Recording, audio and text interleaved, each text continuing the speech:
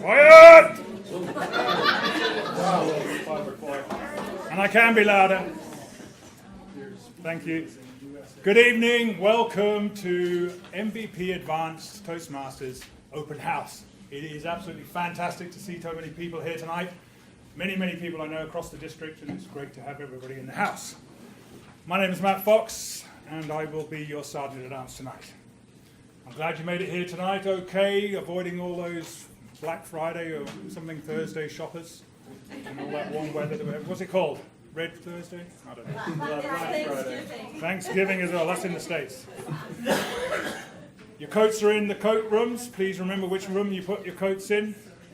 Phones are on silent, and bladders are, well, you know what they are. As a quick safety point, if there is something going to happen tonight, please exit by either door and follow the green signs that say exit out into the car park. And where you parked out the front of the building, the McLeod Trail side, please congregate there and we'll do a roll call and make sure everybody's out. No running and panicking, please. We're going to move straight on to our meeting tonight. We've got a fantastic full agenda today, and I'm going to introduce our chairperson to us. I've been amazed and impressed by this person since I've been a Toastmaster and since coming into his company. His charisma and passion are evident every time he steps onto the floor. And he holds the stage like a master. In fact, I would say flamboyance is his middle name. Who am I talking about? Anthony Sonny, of course. No.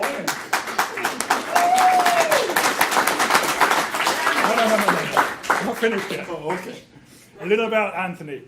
He's been a Toastmaster 4 years, 4 short years. And he's distinguished already. Fantastic. Congratulations, Anthony. He's pleased to be a present MVP member, past area director, lifelong learner of cool things, cool stuff. Maybe you'll tell us about that. Productivity and persuasive presentational speaker, coach and blogger. And he's the current District 42 Toastmaster of the Year.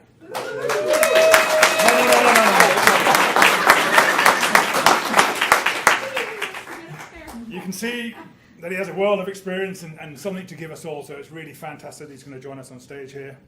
Personally, when I hear Anthony speak, I listen. Maybe you do too. I think he radiates charm, connectivity, and compassion.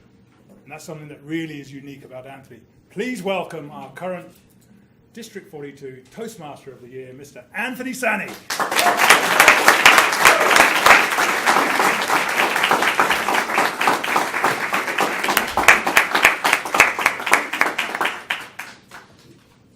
Thank you so much, Matt, and welcome to everybody this evening. Matt already welcomed us. I will be breaking down how the evening will unfold later on. But for now, I have the singular honor of introducing a gentleman who will get us started, pretty much, with the show.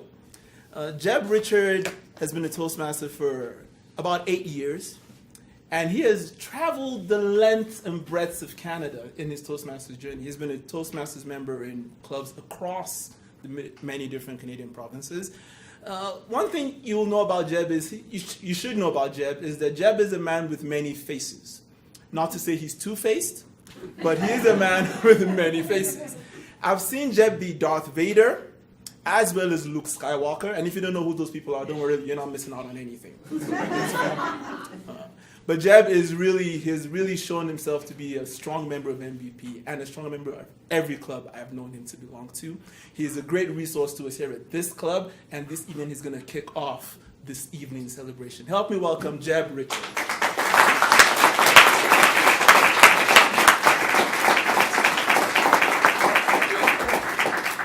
Well, I hope I'm showing my good face tonight and the other one. Time's up. Time's up. Okay. I just want to thank each and every person here tonight for coming here this evening.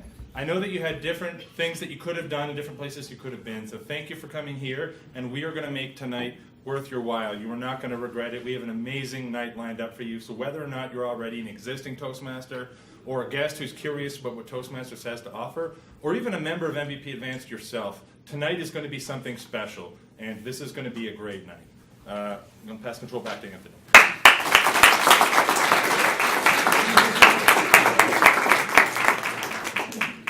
Thank you, Mr. Vader. Richard. So why are we here, I guess is the question. Did anybody just kind of wander in? Yeah, they're doing something Toastmasters. It's kind of, I got an invite. It was from Mark, and Mark commands attention. He commands obedience. But really, we're here to celebrate each other, to celebrate the learnings we've gone through over the last few years, to celebrate some of our really illustrious Toastmasters, because they're an inspiration to all of us. And we're also here to showcase the talent that lives and breathes in Calgary, and specifically in MVP. So the mindset I would like to invite you to take on with me as we go through this meeting is a mindset of just basking in the glory of these demigods that live among us. I'm just kidding. Don't bask, just bathe. But I invite you to enjoy everything that will be happening. We'll be having a lot of speeches from... Now, there's a very interesting criteria that all of our speakers had to meet for this evening. Every single speaker you will hear has been or is a champion at the district level. Can we just go ahead and acknowledge that? Just put our hands together for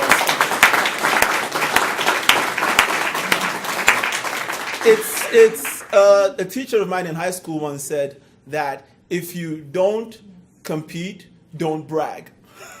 So in other words, some of us don't compete, and it's fine.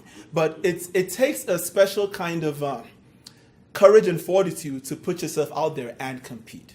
So for those of us who have had the courage to compete, I think that it's an inspiration to the rest of us to always aim high. It's not about beating somebody else, it's about beating yourself and upping your own game. And that's what I want us to come into this evening with. Now, a quick overview of how it's going to work is, because my memory is like a sieve sometimes, Mark in his wisdom chose specific people to introduce our speakers. So if you notice that I'm introducing an introducer, it might look a little weird, but it's for that reason. We wanted people to really give them the proper introduction that they deserve. So we'll have somebody introduce the speaker will come up and speak, and then in the second half we'll have table topics, and then we'll have evaluations for all those speakers. So not only do we get to hear great speeches, we get to hear great evaluations as well. So if you're ready to go, say woohoo! Woohoo! Point of order, Mr. Toastmaster. Be seated, Mr. Chairman. We should tell our guests we have evaluation forms we'd like you to fill out. Thank you. And before we get into those introductions, I think we should hear from our premier. Right. Our guests, what he said. Our grammarian this evening is Mr. Ben Thorkelson. Now, there are a few things that really fascinate me about Ben Thorkelson. I can think of no better person to be our grammarian today. Why? For the past 30 years, Ben has helped people get their message across through the medium of print, through the visual medium. Ben has been, even if in MVP, he has been a wealth of rhetorical devices and just beautiful language. And even though he does like real books with print, maybe he gets paid that way, but he did tell me that his favorite app on his phone is the Webster's app. So maybe he'll be telling us something from the Webster's app this evening. So welcome our grammarian for the evening, Ben Thorkelson.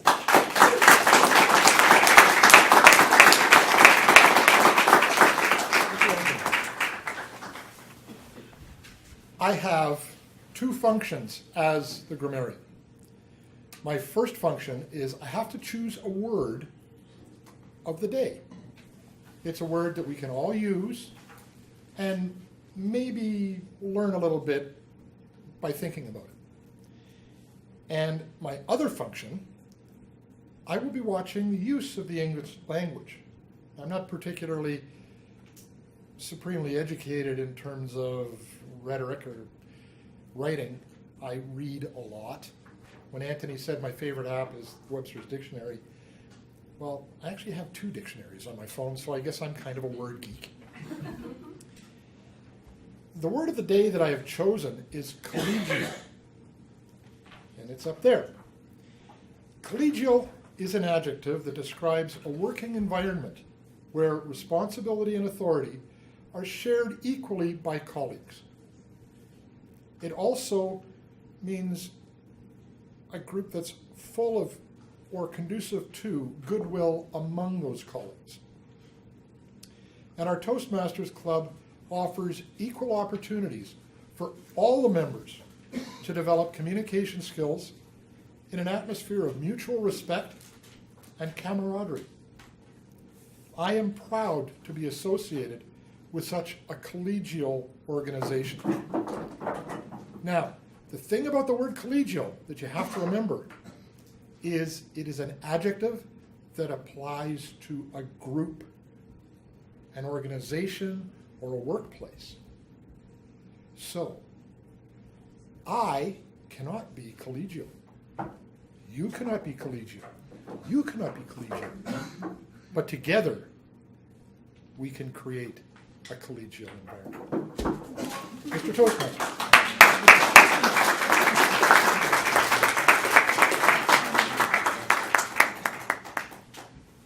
Thank you, Ben, for that thorough delivery of the word of the day. I hope we have a collegial evening today.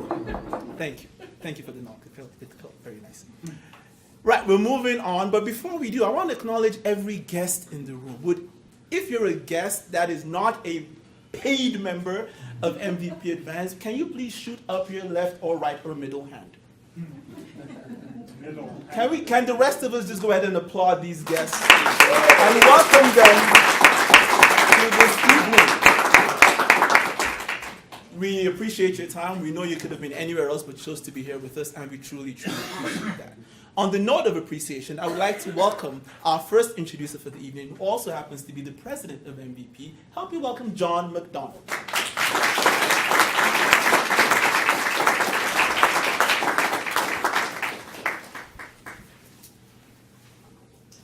Our first speaker tonight is a man that I have to truly say loves to compete. Taking Anthony's words, if you don't get to compete, you don't get to brag. This man doesn't brag, though, and so we have to brag a little for him. Russ Dantu recently was named one of 2 district directors of the year.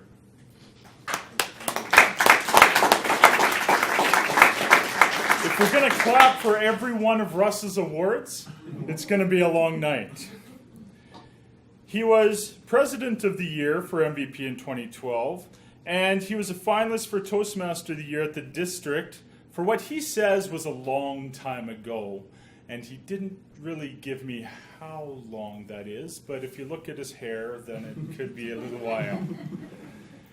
But Russ is a competitor. He is someone who's won all 4 district speaking awards. International, table topics, evaluation, and the international. He won the international speech contest 3 times. He says he competed on the district stage 13 times, and he placed 11 of them. He is a competitor. His highest ranking was in 2015 when he made it to the final competition on the world stage. He's a competitor. But being a competitor, he also gave me a very interesting statement that he's humble, he doesn't like to brag, but as a competitor, he's getting nervous because he sees the talent in this room. And so to make it to the district stage 14 times is a challenge for him.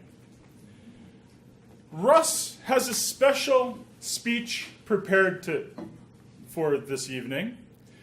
It's a speech that he holds dear to his heart. His speech is called The Big V. the big V. Let's welcome Russ to the stage.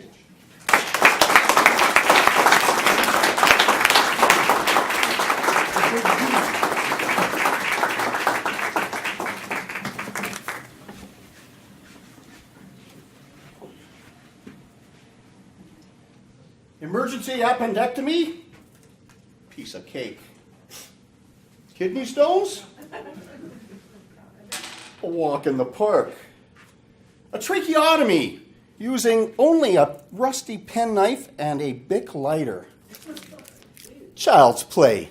Ladies and gentlemen, the most scary procedure known to man is the vasectomy.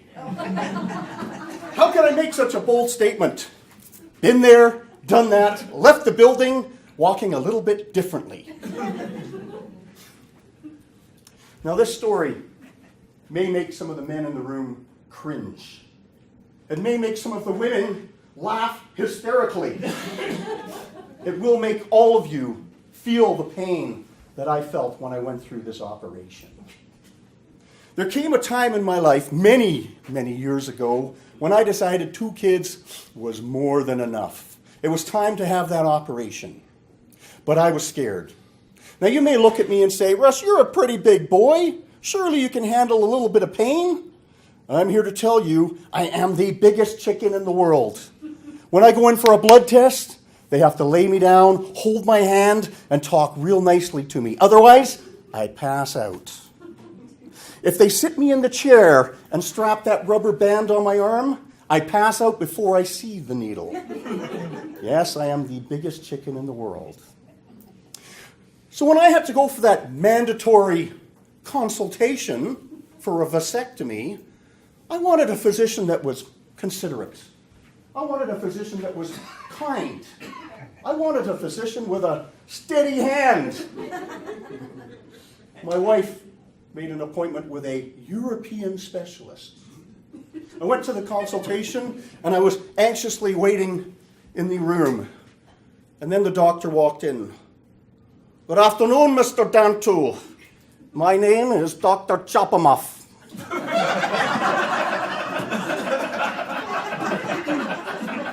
What was it about that name that made me cringe? So, you want to have a vasectomy? I guess. There are 3 pains you will feel when there is a vasectomy. The first is when I inject you to freeze you. The second, when I cut to one side. The third, when I cut the other side. Now drop your pants and let's see what we're dealing with here. The next thing I'm told was I had passed out. I was doing some sort of weird Elvis thing on the ground. When I came to, they helped me up, the doctor and the nurse. And the doctor looked at me, he said, Mr. Dantu, in my 27 years of doing this, I have never seen anybody pass out during consultation. Are you scared? I said, you think? He said, fine, I'm writing you a prescription. Valium. Take 2 the night before, 2 the morning of. We will see you in 2 weeks' time. I hobbled out of there, I went home, and I counted the days down, worried about what would happen. And on the night before, I took the 2 pills. Soon after, strange thoughts started coming into my head. Strange thoughts. Would people look at me differently? Hey, he's a vasectomite. Would I have to run away and join the circus? You know, I'd be one of those sideshow freaks. Step right up and see, vasectomy man. I managed to get to sleep. The next morning, I took the 2 pills, and I was driving to the hospital. I was worried, so I turned on the radio to take my mind off of things. It was a Beatles tune playing. Suddenly, I'm not half the man I used to be. I could not win. I made it to the hospital. I was escorted into the operating room. The attendant prepped me. And in came Dr. Chopamuff. Are you ready, Mr. Dantu? And he showed me his tools. Yeah. Said, Barn, we're going to inject you. Do you ever notice how things look a lot larger when you're really, really scared? I said, I'm not ready. He jabbed it in. And I squeezed that attendant's hand so hard, he started to cry. Then he held up the knife, the scalpel. I said, don't cut me, I'm not frozen. And he laughed. Ha ha, Mr. Damtu, I already have. I started to hyperventilate. I'm going to pass out. I'm going to pass out. The attendant says, breathe deeply. I said, buddy, I failed Lamaze class. All of a sudden, there was a mask on my face. I was struggling. I was panicking. I was floating magically. It was Happy Gas. Happy Gas and Valium were my new friends. Take your time, Doc. I love you. From the time we started until the time we were done, it was exactly 22 minutes. And I got up off that table and I walked to the exit like a wounded John Wayne. I'll see you later, Doc. He told me, go home, relax and do nothing for 2 days. I said, 2 days? I milked that puppy for 2 weeks. But you know, as I look back, I realize sometimes life, things happen. Sometimes there's highs, sometimes there's lows. Sometimes there's give, sometimes there's take. You win a few, you lose a few. But ask if I do it all over again. The answer is obvious. Not a chance.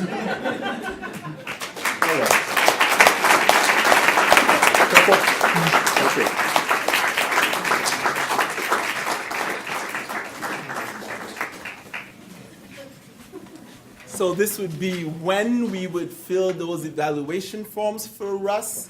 1 minute on the timing, please, Mr. Timer. So go ahead and tell Russ what you liked, what you didn't like, what you really liked, and what you would have liked not to be in there.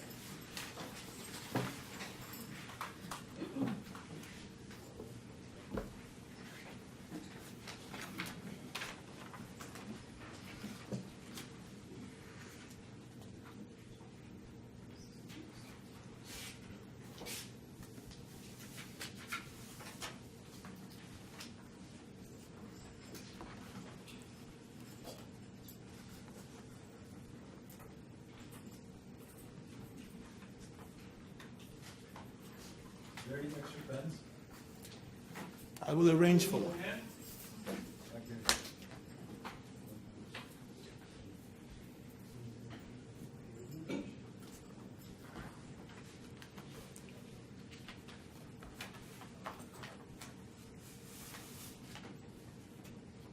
Thank you, Mr. Timer. I'm so happy the V stood for vasectomy. Our next introducer is Mr. Larry Dixon. Now, Larry has kind of subtly announced his arrival with the jingle bells.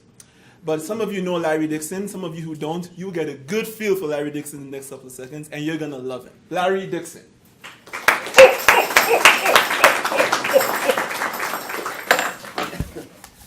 A nice list.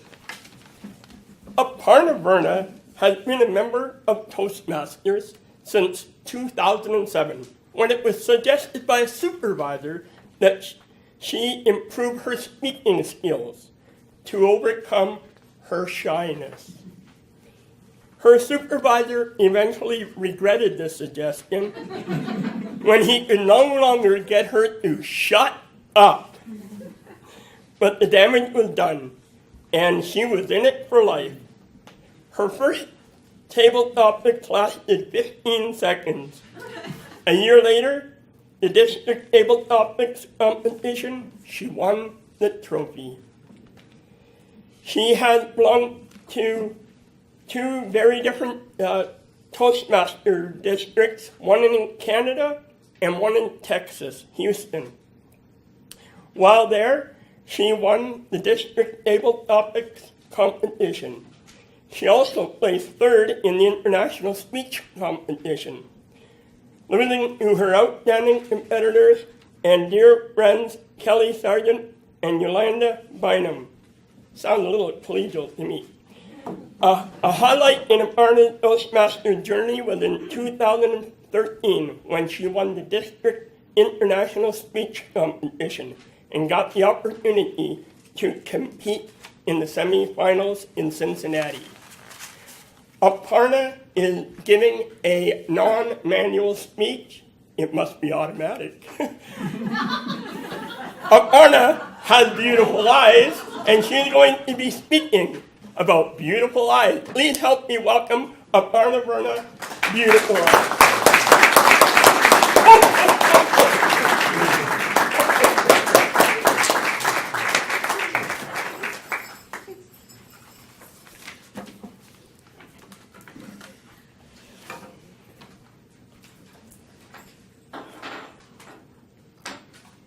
You have beautiful eyes. Someone said this to me 11 years ago, and I have never forgotten it. I was in Rio de Janeiro, and I was waiting for a cable car to go up Sugarloaf Mountain. And we're in the lineup, and it's winding its way through as we wait to board the cable car. And as I'm passing a very handsome Brazilian gentleman, he leans across the rope to my side, and he says to me, "You have beautiful eyes." I remember being shocked. I wasn't used to my friends giving me such compliments, let alone some random stranger. But I thanked him and I smiled. And I didn't stop smiling. And I was grinning for the rest of the way. And as the line moved forward and I turned back to look at him, the lovely young lady beside him reached up and slapped his face. Now, violence aside, I couldn't help it. I just kept smiling. It had made me feel so good, and I think I smiled for the rest of the day. And every time I remember that story, I remember smiling about it. Myself, I always get these random thoughts of kind things towards other people. And unfortunately, I also have a running commentary in my head all the time. And most of the people in my life want me to shut up about the random commentary that's running in my head all the time. But for the kind thoughts that I feel towards other people, I notice that I don't really express them. I think them, I don't really say them. They come up very randomly, unexpectedly. I'm busy, and it's going to be weird if I just walk up to a stranger and say, "You know, those shoes look great on you." I feel odd about it. All of us have heard the stories and the quotes, and we've heard the great speeches about how kindness towards others can really make someone's day. And when I was working on developing for this speech, I was moving along the same lines. But there were two stories that came up into my head. The one was about the story in Rio. And the second story was a story that was considerably darker. And as I was thinking about the two stories and reflecting upon it, I started to ask myself if when a thought, a kind thought towards someone comes into my head, is it really random? Or is it possible that that thought is somehow working its way into my consciousness because it needs to be expressed to someone, because maybe someone needs to hear it? It was a few months ago, and I was actually traveling, and I was very, very busy, and everything was going wrong. It was a terrible, horrible, no good day. My phone screen cracked. My boss kept calling me while I was on the road. I had lost my phone charger. And to top it all off, I had received an unfortunate email that someone who I had not connected with in a few years had suddenly passed away. I had checked into a small town motel at the end of a very, very long day. I was miserable, I was angry, I was sad. Everything in my head was a complete drought. There was no water there, there was no seed of joy, there was no seed of happiness. And all I could feel was misery and self-pity. Later that night, I decided, you know what, I'm going to go down to the gym, which is in this dark basement, and I'm going to do some time on the treadmill and watch the TV, and I'm going to wallow, because this is my favorite pastime, wallowing. And as I'm on the treadmill and I'm marching along and I'm wallowing and I'm listening to depressing music. I always listen to depressing music when I wallow. I can hear someone singing. And I look over and I realize that there's a wall in front of me and a small window, and on the other side of the wall is a laundromat. And there's a man in there, and he's singing about a truck and a dog and some beer. And he's really happy. And I'm listening to them, and he has this beautiful voice, and it's beautiful, and it's bold, and it is driving me crazy. Because for heaven's sakes, buddy, I am trying to wallow here, and I cannot hear myself wallowing with your singing.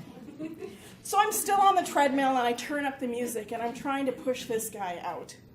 And I can't, because this random thought comes into my head. He has a beautiful voice. Yeah, I don't care if he has a beautiful voice. I need to pay attention to the treadmill, or I'm going to fall off of it. He has a beautiful voice. It doesn't matter. I'm listening to my music. I can't hear my music over the beautiful voice. He has a beautiful voice. It would not let go. It was nagging me, it was sitting on me, it was resting on me, and finally I thought, okay, I'm done. I'm done. Turn off the treadmill, hit the emergency stop, get off the treadmill, march, the angry march, over to the door, open the door, stick my head in. You have a beautiful voice. And he looked at me and was a little bit surprised because I was kind of forceful. And then he smiled, this big grin, and he said, "Thank you." And all of a sudden, just like that, the rain started, the drought was over, and the seeds began to bloom again. I smiled back. It was so infectious. And at that moment, I began to wonder, was it really that random? Maybe that was a thought that was put into me by my soul, not just to help someone else, but to heal how I felt inside. And after that story, and after that incident, I began to think, when these thoughts enter my head seemingly randomly, don't just think them. Say them. Speak them, because they might be there for a reason, for a purpose, not just to make someone's day, but perhaps to do some healing of my own. You look great in that outfit. That is a fantastic hairstyle. How well behaved your children are. And ladies and gentlemen, I have to go on faith that maybe that gentleman in the laundromat remembers that sweaty woman who told him he had a beautiful voice. But I know I remember that one time somebody told me I had beautiful eyes. Mr. Toastmaster.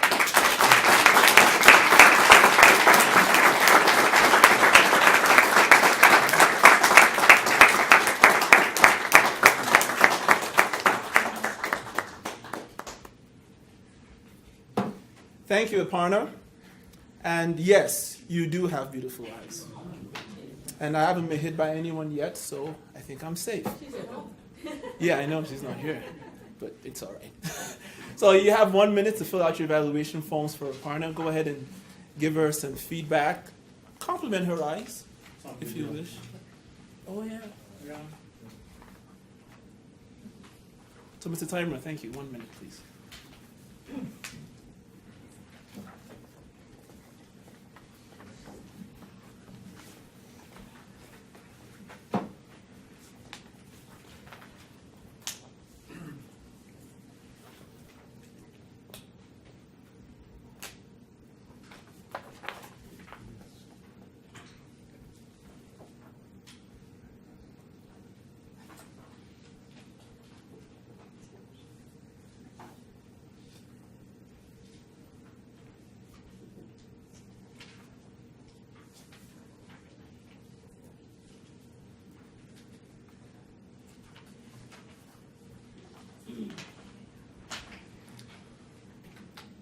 We will now welcome our next introducer. She's also a member of MVP. Her name is Josephine Choi, fondly known as JC. There's a big V about Josephine as well, and that V is vigor. Josephine is full of energy, full of fervor for Toastmasters and helping her fellow members. Help me welcome Josephine Coy.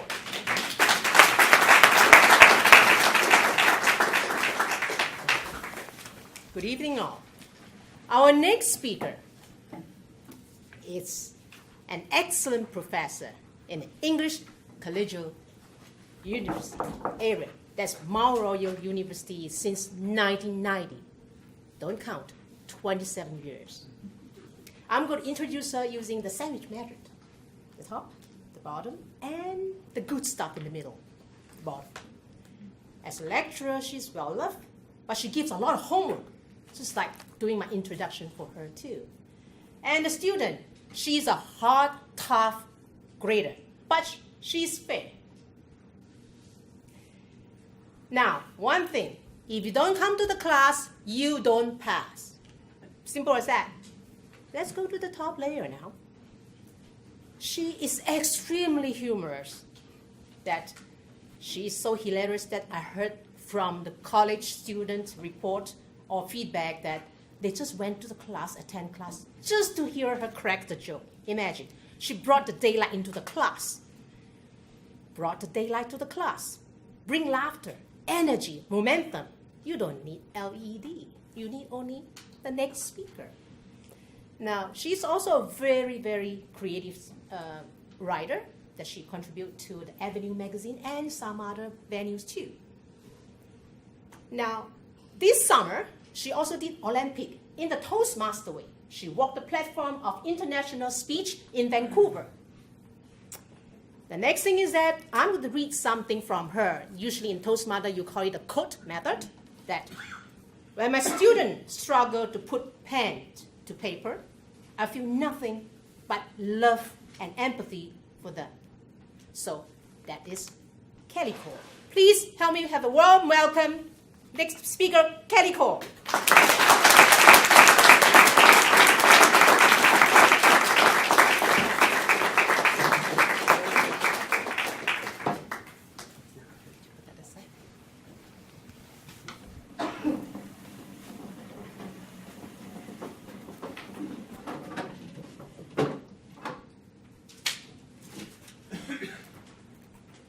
Oh boy, I'm in trouble. I got the email. MVP Advanced Open House. District champions. Awards. Winners. Write a speech. Make it good. I felt intimidated. I put 2 days aside. I'm going to do my best. The days came. And I sat there. And I fell into a funk, into the abyss of hell. Nothing. I couldn't come up with anything. Then I discovered that there were concerts and musicals on Netflix. I watched Michael Jackson. This is it. I watched Justin Timberlake. And Backstreet Boys are back. 3 hours of my life went. I was in a state of panic. Thankfully, I discovered Ozark, and I watched all 10 episodes in 2 days. Now, I was in deep caca. Oh boy. I fired off an email to Kolke.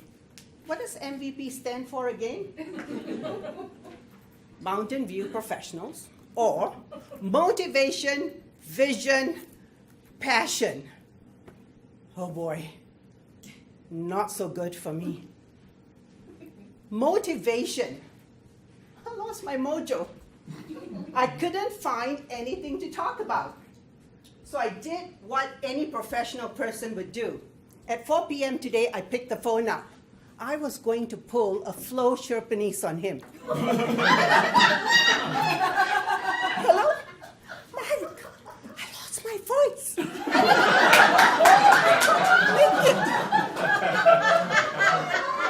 But I put the phone down because I like Kolke. Darn it.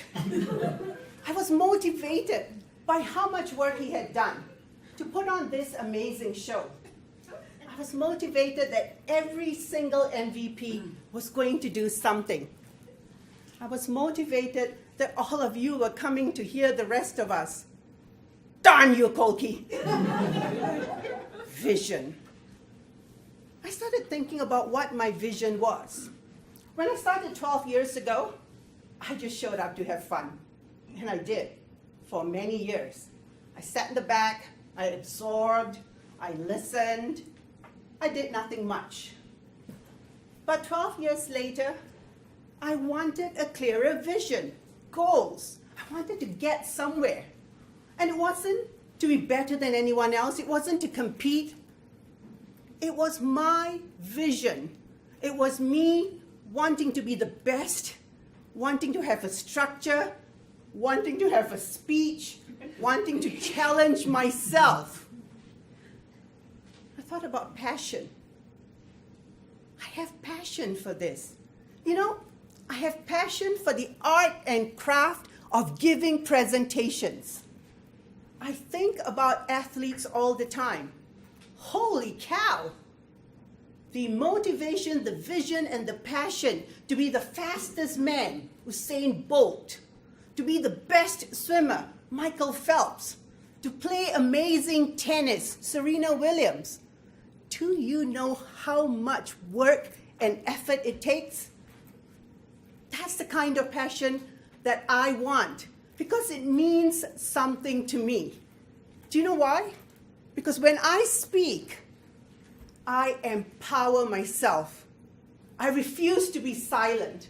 I want to be heard because it means something to me. Passion.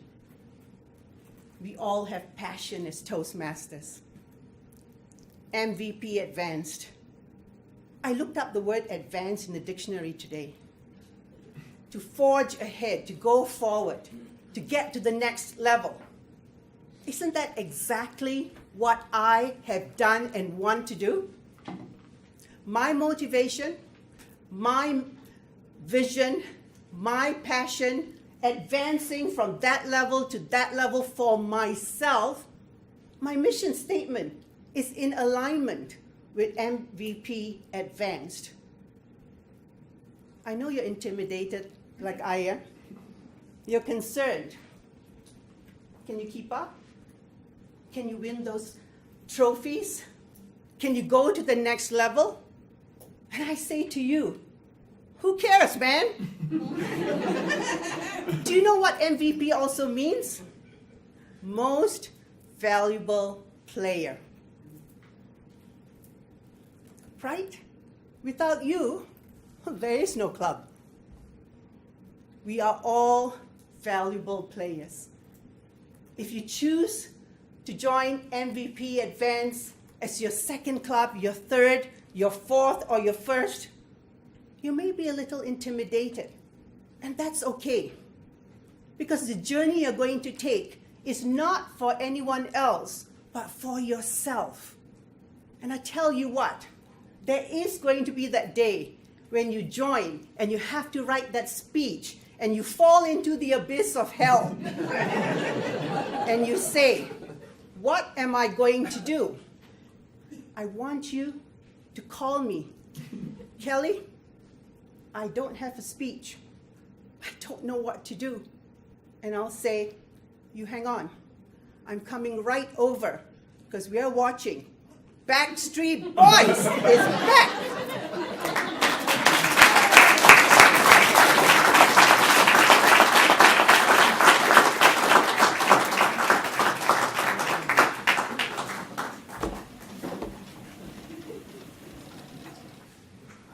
Ah, my friends, are you entertained? No? No? Oh, that's where you say yes or no. Why are you clapping? Are you entertained? Yeah. Are you inspired? Yeah. Are you motivated? Yeah. Are you hungry? No? Not even for more? Oh, thank you. That was an indecent exposure of the lectern. We got to show its pretty side. 1 minute on the clock, please. Let's give Kelly some feedback on her speech.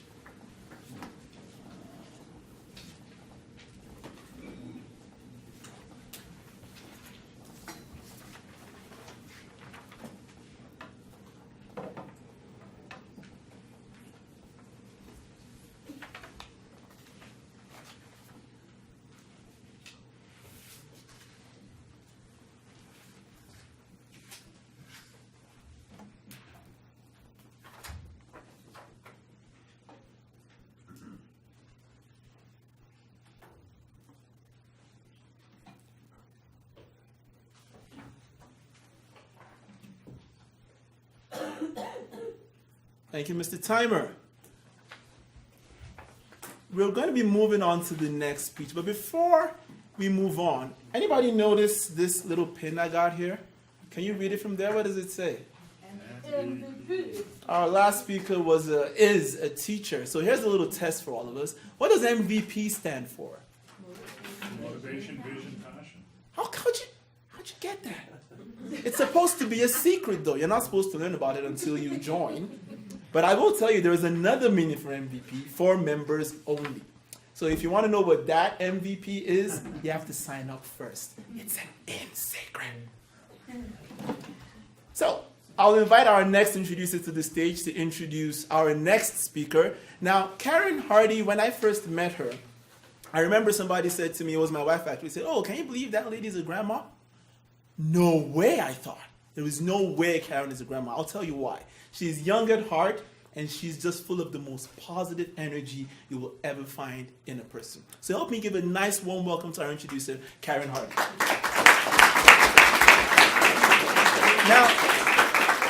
Now, before I hand over to Karen Hardy, this is not in any way to imply that grandmas cannot have positive energy. I got a couple of scowls from this area when I said that. What I meant was exuberance. I'm digging a hole for myself here. Karen Hardy.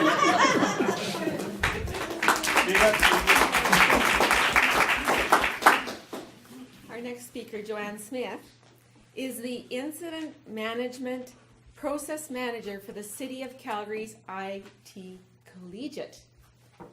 She's keeping the technological lights on at the city because that's her priority. She's been happily married for 28 of her 30-year marriage.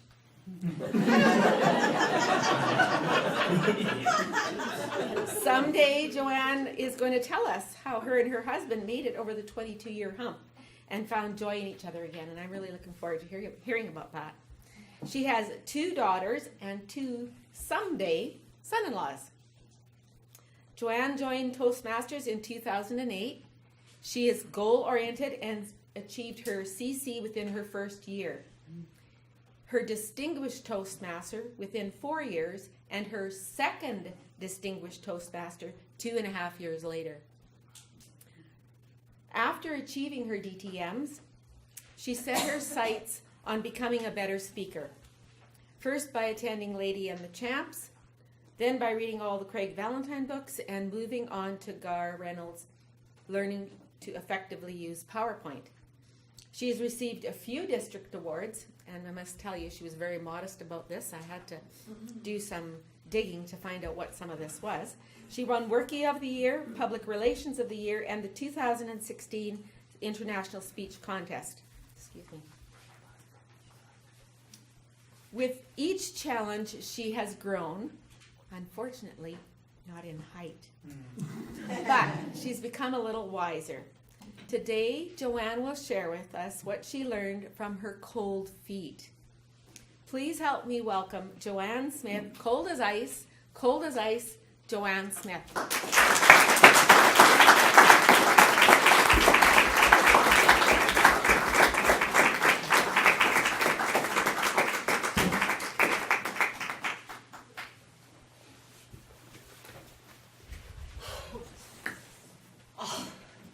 It's 2 o'clock in the morning. I'm exhausted and I'm cold. I've been tossing and turning for an hour now. Another 5 minutes of this, and my husband's arm reached around over me. And then he whispered the most romantic words you will ever hear. You can put your feet on me to get warm. Fellow Toastmasters and honored guests, in the few minutes that it finally took me to fall asleep in my warmth, I finally realized how important and how much I loved being taken care of. My husband, Lynn, and I have been together for 30 years. He is the consummate gentleman. He carries everything. He opens doors for me, and he's always there for me. last year when I won the International Speech Contest. He came to the Toastmasters International Contest in Washington with me. And it's not because he loves Toastmasters. It's because he loves a Toastmaster. He was there to support me. But he was also there for another reason. You see, after 30 years of marriage, there is no way I can sleep without him by my side, even when he's snoring like a bullfrog. So he learned that he had to come with me. And he did. And during that international speech contest, I gave my speech, and I blew it. But he knew what to do. When I got off the stage, he wrapped his arms around me and said, "Dear, you're going to do better next year." And he kissed my head. He's much taller than me. On the plane home, he looked over at me. He said, "What are you going to speak about next year?" I don't know, but I know the speech will come to me. When the plane finally landed in Calgary, he looked over. "Joanne, will you carry the bag?" "Sure." I was a little confused because it was the first time in our whole 30 years of marriage that he asked me to carry anything, except for the kids. I climbed up onto his seat to reach and grab the bag while he slowly made his way down the aisle. And with each step, he was holding on to the back of a chair. I was confused. When he hit the exit, he stumbled and grabbed so tightly to the railing, his knuckles turned white. I asked him if he needed help, but he would never accept it. We made it up the walkway, but when he managed to get to the airport, he leaned against the wall. A security person came up to us. "Sir, do you need a chair?" "Yeah." "Should I call an ambulance?" I was about to respond, "No." But he scared me and said, "Yes, please call an ambulance." Those moments were heart-rending. The paramedics arrived, and the first thing they did was check his heart. You would not believe the relief we both felt when they said, "I don't think there's a heart problem." They took us to the hospital. They spent 9 hours doing tests. Blood tests, EKGs, you name it. And after 9 hours, the doctor came, put down a bottle of pills and said, "Take these for the next 3 weeks. You have vertigo."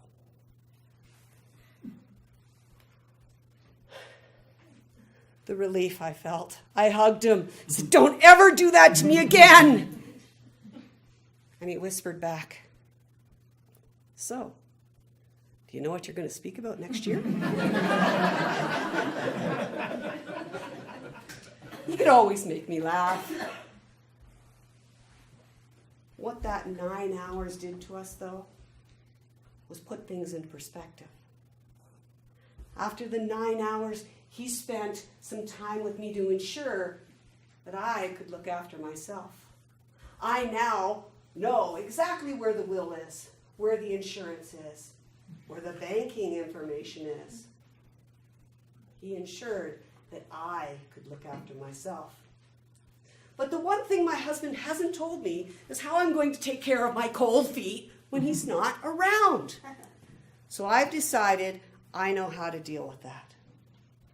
You see, St. Bernards, they are meant to come when you're cold, and I expect him to lay at my feet. Master Toastmaster.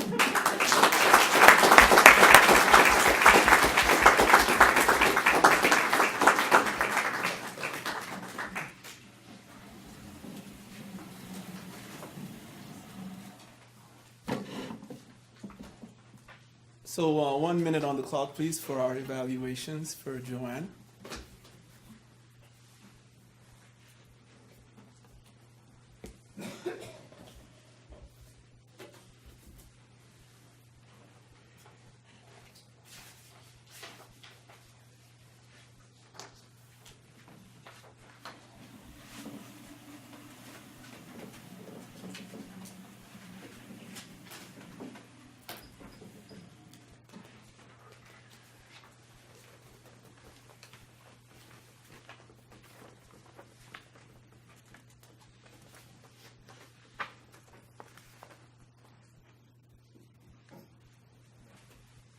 I'm puzzled that Joanne wants a holy man at her feet to keep her warm, but maybe I missed the point of what St. Bernard is. Thanks for laughing. I thought that was terrible in my head, but it seemed to be okay. Thank you. Very kind of you. Who is this Mark Kolke you've been hearing so much about? Well, he's the introducer for our next speaker. Mark is the brains behind this entire event. He's also the VP of Membership of MVP, among other things. But this evening, he's going to be introducing the very next speaker. Help me welcome Mark Kolke.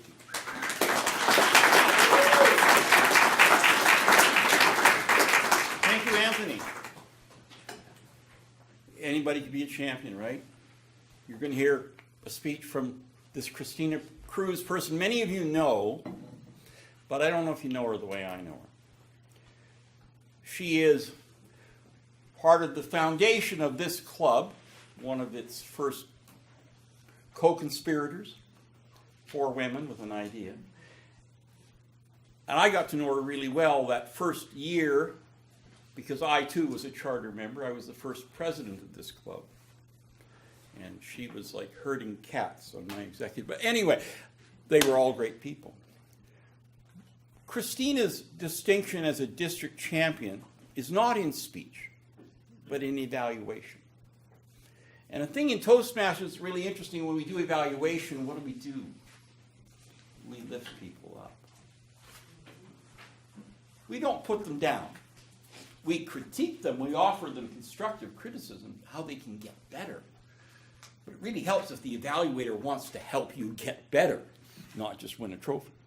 She's done both. Most of us are rooted in some sort of personal philosophy. And if you ask Christina or scratch her very deep, she'll tell you it's religion and faith, and she has tons of examples of that.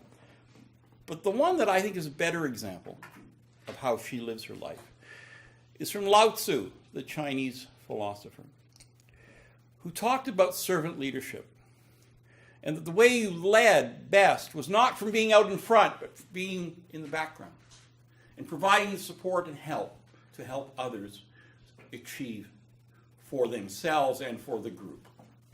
And I don't know anybody who does servant leadership and supports others like this lady. Please welcome Christina Cruz.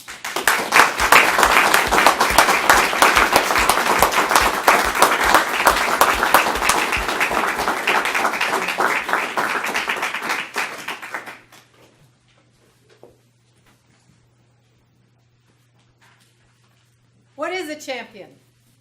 Strong, fast, determined. Who is a champion? Muhammad Ali? Wayne Gretzky? Russ Dantu? Come with me to my school, my work, my home. Come and see my champions. No, we're over here. St. Patrick's Elementary School. I'm wearing a blue skirt, a white shirt, and purple socks, just like your tie, Jeff. It works. Blue's close to purple, right? As I stand in the girls' washroom, an older student criticizes, "What are you wearing those socks for with that outfit?" I don't have an answer. I stumble back into the stall and I lock the door, totally scared. I wonder how long till she leaves. And then I hear a voice. "What does it matter to you what she wears? Why did did you say that? It's Lori Drexler. She rides a school bus with me. Hearing her voice, I feel safe. I hear the other girls leave. I go wash my hands. And I return to class, safely. Have you ever needed a champion? I haven't seen Lori Drexler in over 40 years. She was confident, courageous, kind. Looking back, I still remember. Lori was my champion that day. Do you see the champions in your life? I met Kevin Jones teaching in Toronto. I was an enthusiastic sports coach. I'd stand on the windy soccer pitch and tell the defense, "Kick the ball now!" Standing on the pool deck, I would screech at the swimmers as they raced. "Faster! Pull harder!" Their ears are underwater. The results? No voice. Just like Flo. Just like Kelly. Occupational hazard for a teacher. This Saturday afternoon, I'm standing on the rugby pitch, watching the men's finals. Beside me, national coach of the women's rugby field team, Kevin Jones. During our discussion, we talk about coaching styles and the development of players. He was very collegial, sharing his ideas with me. On the other side of the field, we could hear the other coach roar at his team. "Pass the ball! Rock! Rock now!" And what Kevin told me next changed my coaching style forever. Daryl was a very talented rugby coach, Kevin started to explain. He played high school rugby and he was recruited by a university. Throughout his high school career, his coach told him every move to make on the field. Daryl went to university. His coach did not. Despite his speed and his strength, he could not think for himself on the field. After a first couple of games, he sat on the sidelines. Daryl was no longer a rugby star. Wow! Kevin made so much sense. Never again was I going to scream at my teams. Never again would I be hoarse. Every athlete, every student, every child needs a chance to make their own mistakes. Every play, every game, every championship is their time to make a mistake and learn from their triumphs. What Kevin shared with me that day changed the way I would coach, I would teach, and I would parent for the rest of my life. Kevin showed by example how to be a coach. He shared his knowledge and he was patient. Looking back, Kevin was my champion that day. Have you ever been a champion? There is one champion that goes to the top of my list. Come with me. Back about 15 years. I'm a teacher. At Lee Academy, I teach grade 6. Life is not looking good. I got students who rank from grade 4 to grade 12 in reading ability, and 1/3 of the class has behavioral issues. Every night, I plan till 1, till 2 in the morning. I prepare for the next day, the next week, the next student. Every single weekend, my husband, Jan Cruz, takes the children to his parents or mine for dinner without me. Every night I get home late, and at the front door, Jan picks me up. Literally picks me up off the ground as he hugs me. He supports me physically and emotionally. He whispers in my ear, "You are making a difference," as I cry. I got nothing left to give. I'm a failure as a teacher, as a wife, as a mother. Jan's support and constant love is a champion.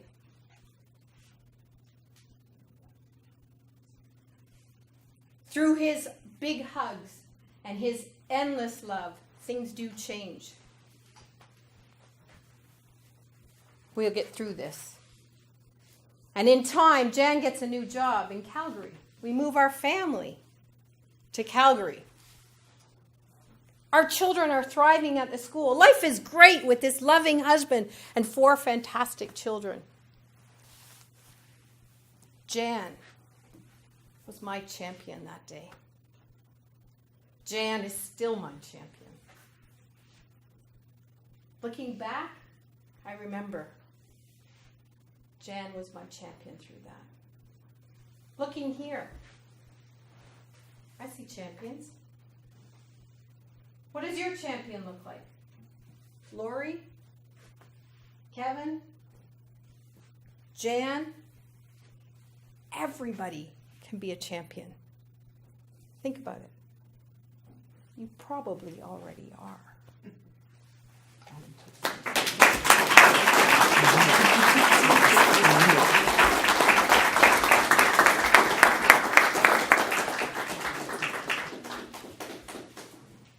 Fellow champions, 1 minute on the clock to give Christina some feedback.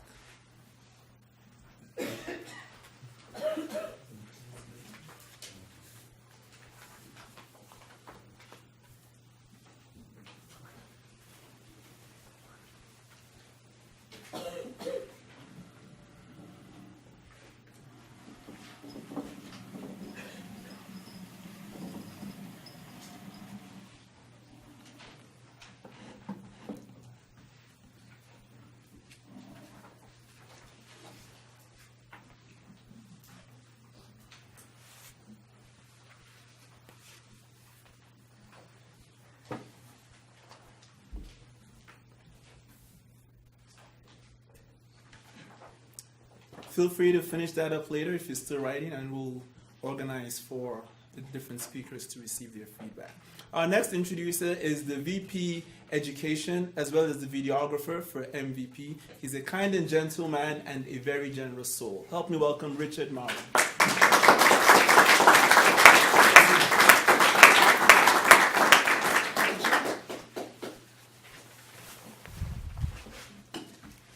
Isn't this quite the event? I haven't seen so many people in this room since ever. Our next speaker has only been a Toastmaster since June of 2016. Her very second meeting was with MVP. And one of her remarks that day was, "I'll be back."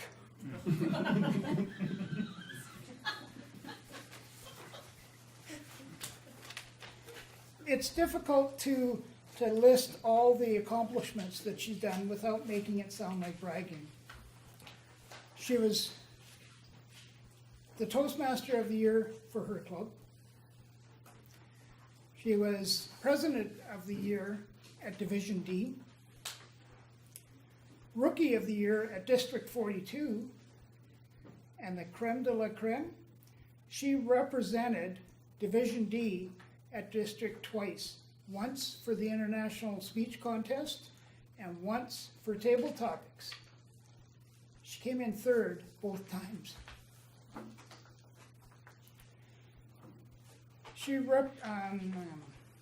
is CEO of a company called Unbridled Business Solutions. And what they do is they partner with horses and people to discover and deal with their self-sabotaging behaviors. She currently has 11 horses at a ranch south of Calgary. She is involved with Ignite Foothills, and if you want more information on that, go to the website, ignitefoothills.ca. I would like to present the next speaker being Jocelyn Hasty with her speech, Moments of Brilliance.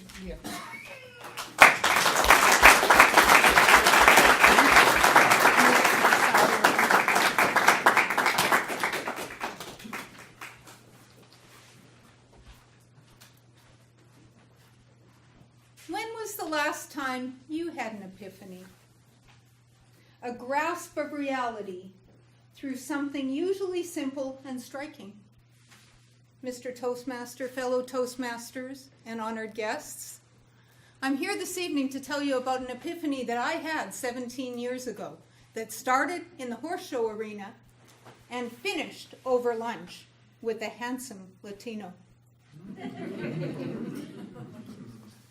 Pepe Rizo Montes was a very respected horse breeder and judge, and he was brought to Canada in the year 2000 for the Canadian National Peruvian Horse Show.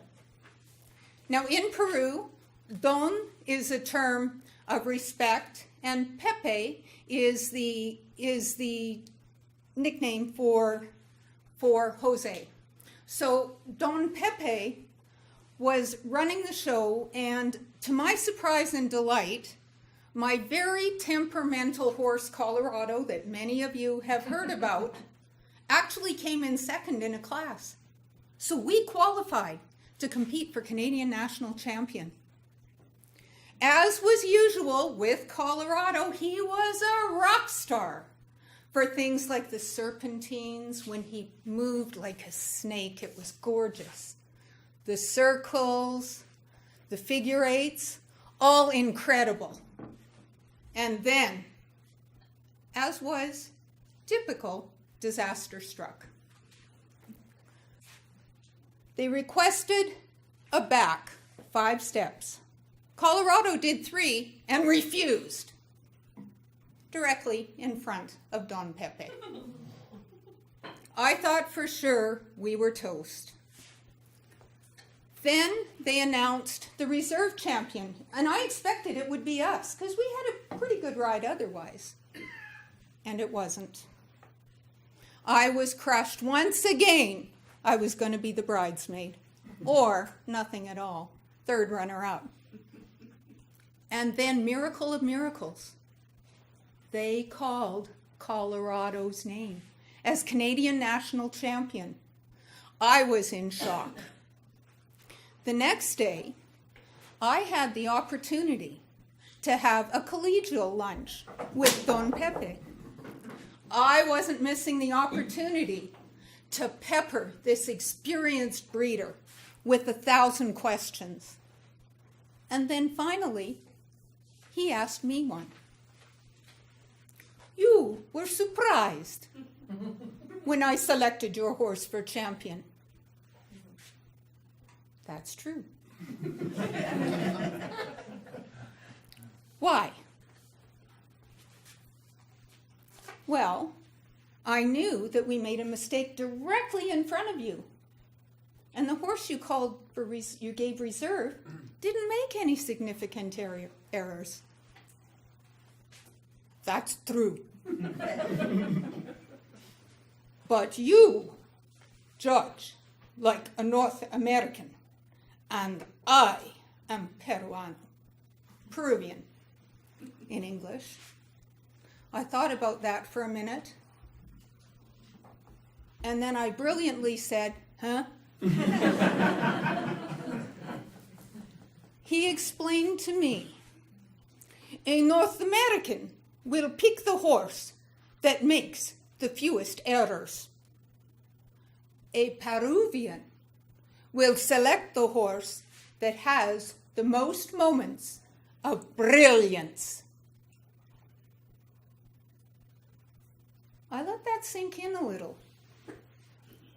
Pre-Pepe, every time I made a mistake, I would get ruffled and compound error on error. Post-Pepe, I realized that there are no perfect rides, and that I just had to keep going to the end of the class and take every opportunity I could find to have a moment of brilliance. Since then, I've realized that that Peruvian method of judging is pretty useful in the real world. What kind of difference can you make if instead of finding the errors in your friends and family, you look for those moments of brilliance and you share them with them, and you remind them of those moments of brilliance later on in life? I thought about it some more in terms of romance. I thought about the idea of the Latin lover, and that perhaps this Peruvian method of evaluation had something to do with it. Can you imagine if you were frequently reminded of the one thing you had that made you exceptionally brilliant? Maybe that's what Jan does for Christina. And then I thought about it even more. What about how we treat ourselves? How many of us relive our errors time and time again? What about in Toastmasters? Are there any perfect speeches? What if, instead of thinking about the errors you made in your speech, you consider the moments of brilliance? I think the world would be a better place if all of us judged like a Peruano, Mr. Toastmaster.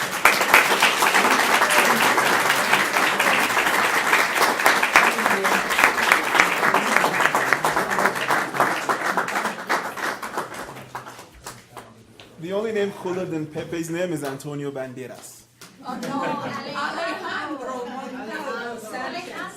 You've given this a lot of thought, clearly. 1 minute for Jocelyn's evaluation.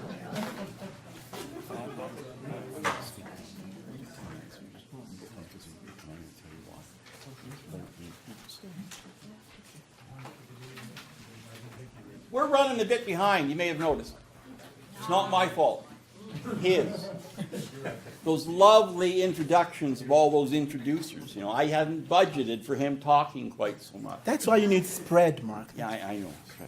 We're going to take a 10-minute break. And we're going to come back in 10 minutes, and we're just going to tighten it up in the second half. Because we want to get everybody out of here on time. The evaluation forms you've all filled out. If you can bring those forward to the table at the front on your way out for the break. We're going to have a break now. There's food. There's a little food left. So for the latecomers, have a good time. We'll be back in 10 minutes.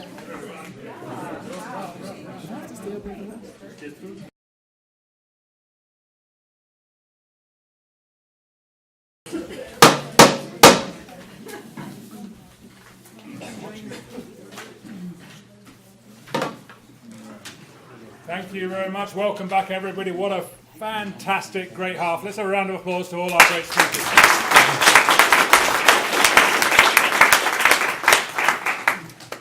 But it's not over yet. We're going to now move into the second half, which will have some table topics, and then we'll do some speech evaluations. I'd like to welcome back our Toastmaster of the evening, Mr. Anthony Sani. Thank you, Matt. We all know why we do table topics. For our guests is to sharpen our impromptu speaking skills. And to herd us through this process, help me welcome our very own Shelley Musfelt.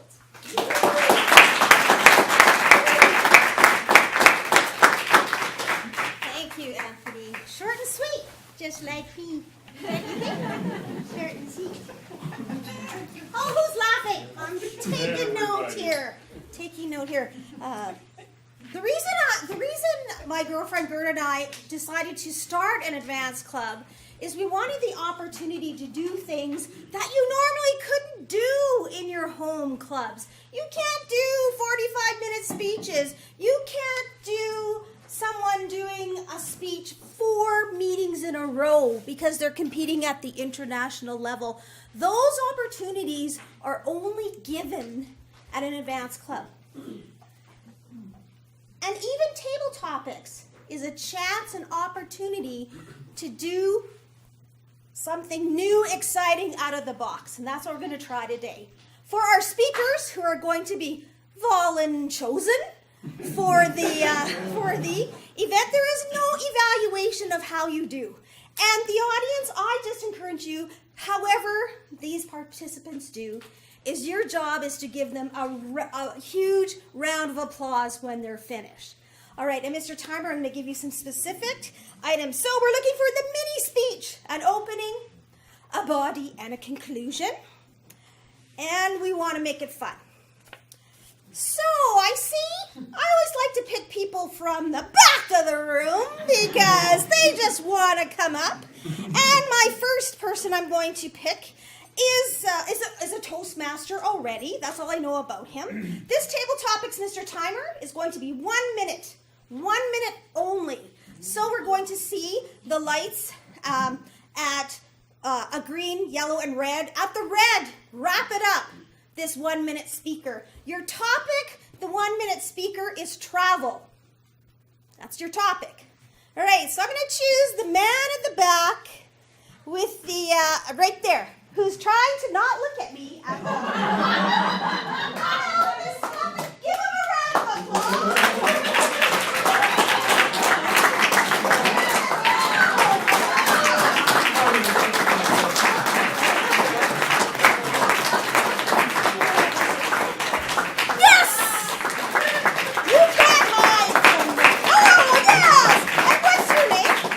Kevin. Kevin? Yes. Kevin, travel, Kevin. Travel. So in this 1 minute speech, I'm going to break it down for you the places that I love to travel. Why? I'm going to wrap it up. So let me start with the first one. I love to travel to a faraway place called Banff. Raise your hand if you've been to Banff. See, everyone's been to Banff. It's a fun place.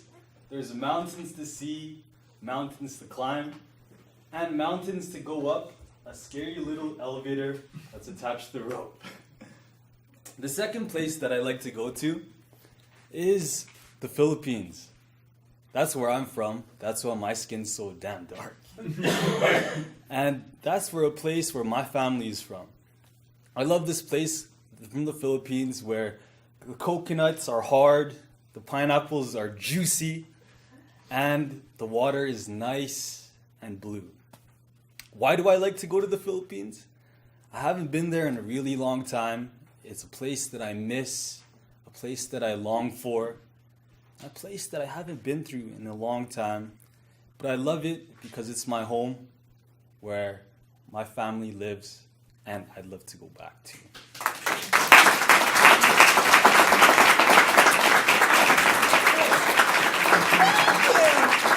you. Kevin, that was wonderful. And I just love the way that you volunteered, came right up here. Wonderful. Wonderful. Example of our 1 minute table topics. So, Mr. Timer, thank you for that 1 minute. I'm encouraging you. See that red light? Wrap it up. Just to let you know, Kevin, you're not quite done. Because in an advanced club, you can always give your speakers a second chance. And you'll be given another chance later in this round to come back up here because I think you could do a little better job with travel. I think you're going to come back up here and you're going to punch it up and you're just going to perform even better than you did the first time. So just start thinking about that as we go through. Our second speaker, again, 1 minute table topics, and the topic is hot drinks. Hot drinks is the topic, and I'm going to actually ask someone who came up to me and said, I want to do this. So I'm going to ask Evan to come up, and he's going to be talking about hot drinks.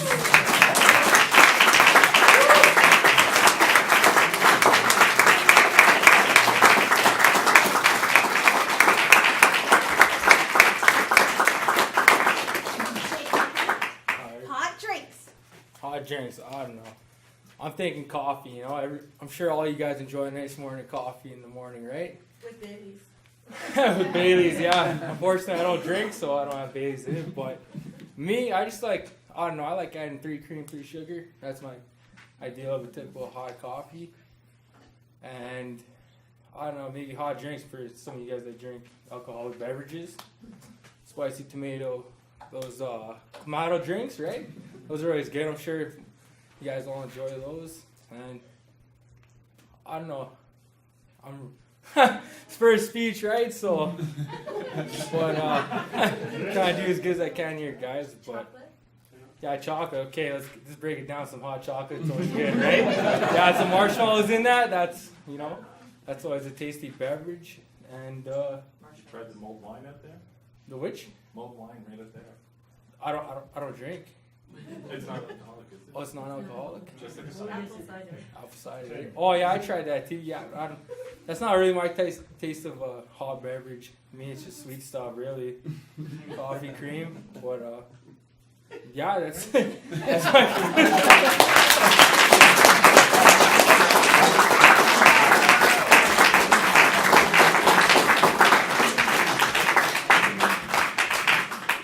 for your first time ever coming up here, it's great just to have you give it a go. And the audience, thank you for helping them out, saying, try this, try that. That's the essence, isn't it, of the Toastmasters community. We help you out. And always you get a great round of applause at the end. I'm going to get now to the regular type of a table topics. Mr. Timer, it'll be 2 minutes. The topic will be, what do you like about the movies? What do you like about the movies? And I'm going to, we chose 2 people from this side of the room. Should we choose from this side again? Probably, because everybody's shaking their head no, but no! We have to come from this side of the room. All right, I'm going to go into the audience like Monty Hall or oh, I have somebody pointing to this lady. Please come on up.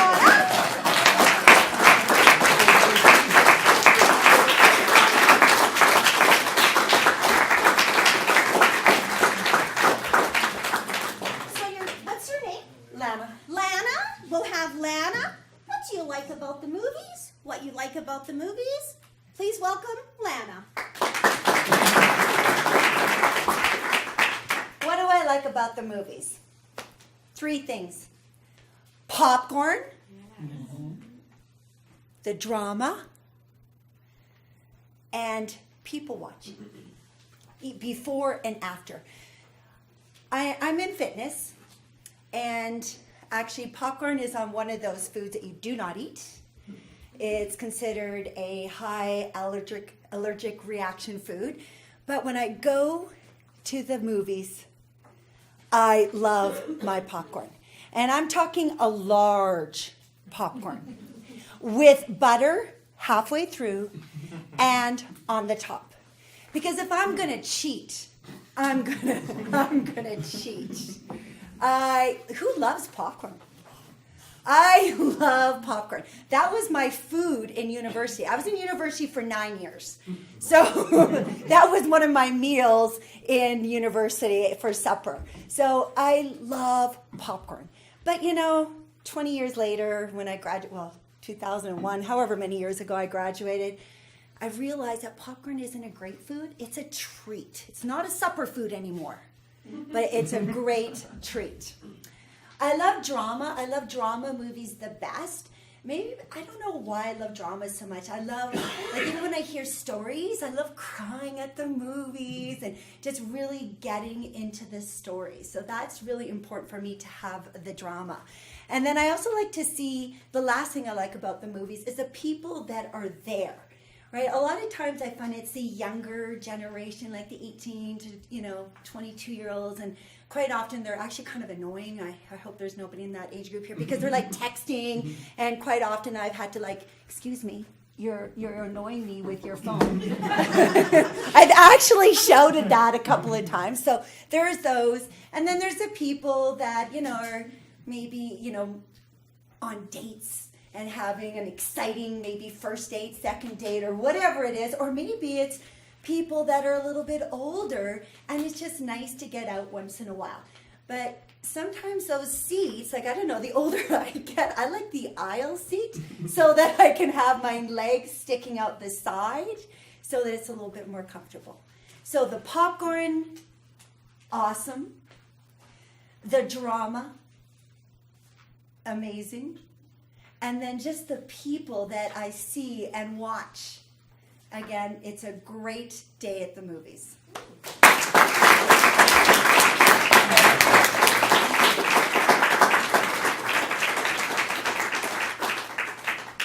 Sure, she was all smiles up here, but you should have seen that look. To her friends. Who pointed at me? Who was that pointing at me? All right. Kevin, you quite ready? Yeah, I'm going to give you one more and then you can come back up. Who would like to come up? Who is Toastmaster? Oh, who is... Okay, we have a more experienced Toastmaster, so come on up, experienced Toastmaster.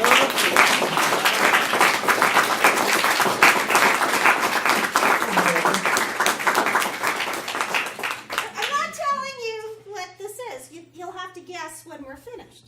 Okay, this is your topic. Okay.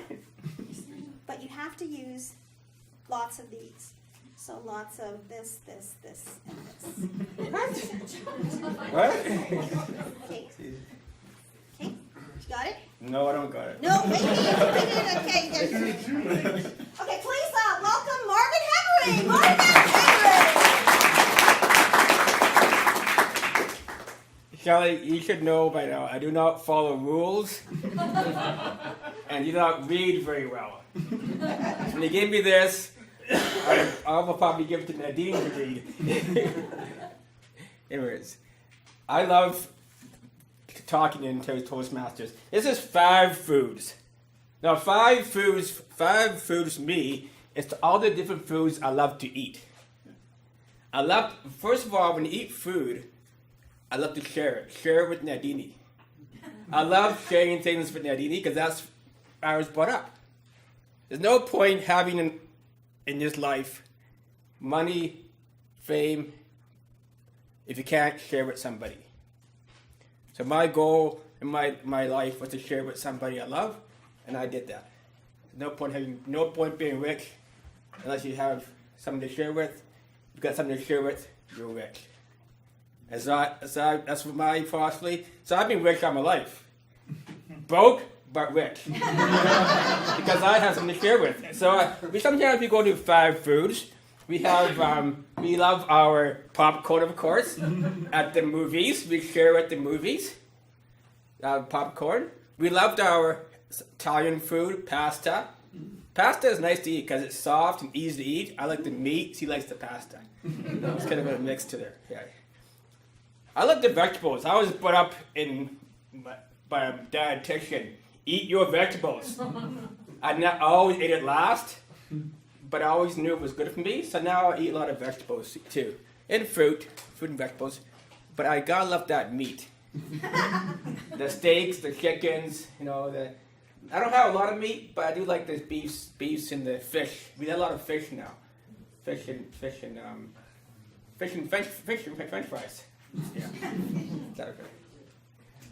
I don't know the second thing you said to me, Kelly. Sweet and sour smells and toast tasty. I had beautiful eyelashes too. I guess when I just throw that in there. I've been told that I have beautiful eyelashes. A few times.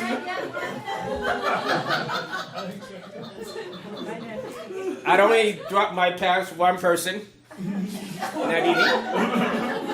Never had a V. Never had a V.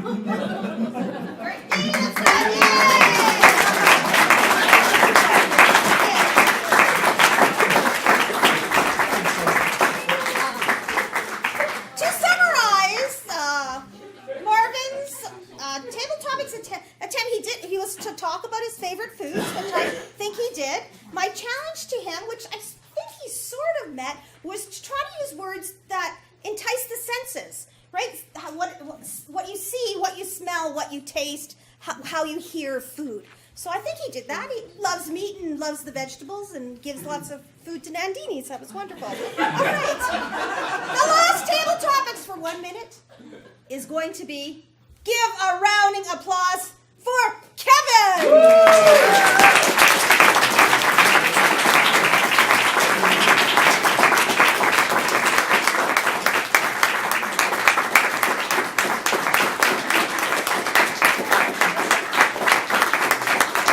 Welcome, Kevin. Kevin, travel, Kevin. Just when I thought I was done, back up here. Travel. I love, like I said earlier, I love traveling to Banff in the Philippines. So I want to tell you about the places I don't want to travel to. One place that I don't want to travel to again would be prison.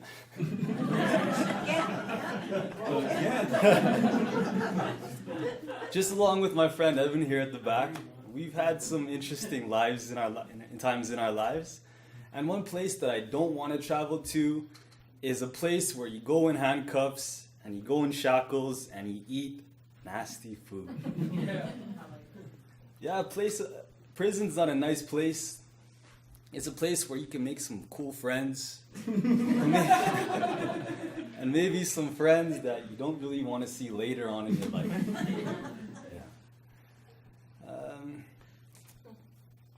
Yeah, this is the part where I just make things up till the minute's up.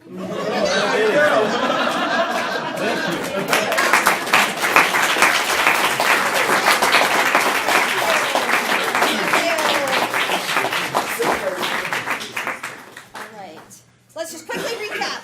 We had two table topics with travel, and I can guarantee any time you ask a Toastmaster to come up, give them a little bit of feedback and have them come up again, they're going to do, if nothing else, they'll just have more confidence coming up the second time to do it. We had somebody who'd never been a Toastmasters before come up here. Evan, congratulations, came up, hot drinks, you talked with the crowd, it was just wonderful, and that's what the Toastmasters program is all about. We learn, we try, we encourage, and we're a group together as a community. The positive thing about the movies, yes, I love the popcorn, and I loved all your enthusiasm, and the 3 points, boy, you had it right down, that was just great. And then we had the food with the senses with Marvin, and his talk about food and senses. Table topics can be a learning experience, it can be fun, and it can be challenging. That's what an advanced club can do for Toastmasters. Mr. Chairman.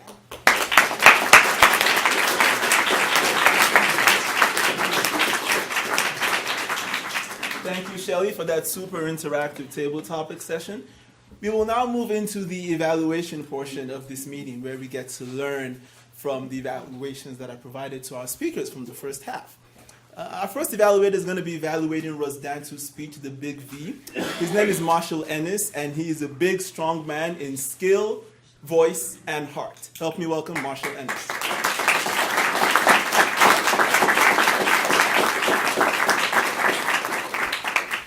Terry, to set precedent, 90 seconds. Okay? Rosdantu, brother, how are you? The Big V. Is everybody here? Awesome question to start. Everybody's wondering what the Big V was. Russ, I just want to share with you, directly from the manual, Your Body Speaks. The message should be the same, seen as heard. Okay, that was the big thing they were looking for. Russ, you shared with me before that you had done this speech in the past, and believe that you know the subject. It was your story. One of those stories that we probably don't forget as men. Absolutely, 100%. But what I want to share with you, Rush, as a MVP member and somebody who's spoken a lot before, I didn't get that feeling, and that's honestly what I was looking for today, Russ. Obviously, it's there. The story is there. Everything was there. But what I'd be looking for is for those to match. What a great opportunity for speech to match body. I really felt that, Russ. Usually, Russ, when I've heard you speak in the past for a number of years, you could take me to that doctor's office, the home, the feeling of uncomfortableness right here. I can see the doctor, I can see the expression, I can see the face, your face, the room. I didn't get that from you tonight, my friend. Usually you work this stage so area that you take us in. Didn't take us in tonight. Okay, so that's the one thing I felt. That'll come, the story is there. The other thing was with manners. Russ, a couple times tonight, for some reason, thinking went to the mouth. okay, and covered up your mouth. So took away from us tonight. So thinking, just be open with your gestures. You usually are. Exaggeration, exaggeration, exaggeration. What a great opportunity speech tonight for you to really exaggerate these moves, both your facial expressions, which were well done tonight, but can certainly exaggerate more, especially in such a big room with so many people. I don't feel maybe all that carried to the back. So just be careful with those. Great speech. Would love to hear it again because obviously we didn't hear it years ago when it was polished and on top. But have more fun with it, Russ, because it is one of those, really could have played the men and the women tonight, or even the men that have had it done, haven't had it done. Is this what's next for you? I have 5 kids, Russ. It's not my fault she finds me so attractive. I'm not getting it done.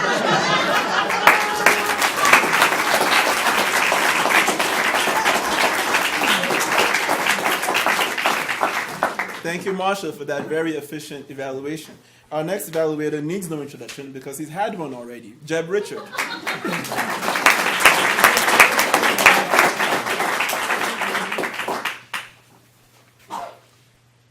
Ladies and gentlemen, and particularly you, Aparna, fantastic speech. I loved it. Did everybody notice the way Aparna started that speech? She said, "You have beautiful eyes." Now, we didn't know it at the time that Aparna was talking about what someone had said to her. When she first said that line, we thought she was addressing us. And that's a great way to instantly engage the audience. I don't know about the rest of you, but the minute somebody gives me a compliment, I'm all ears. Please, go on.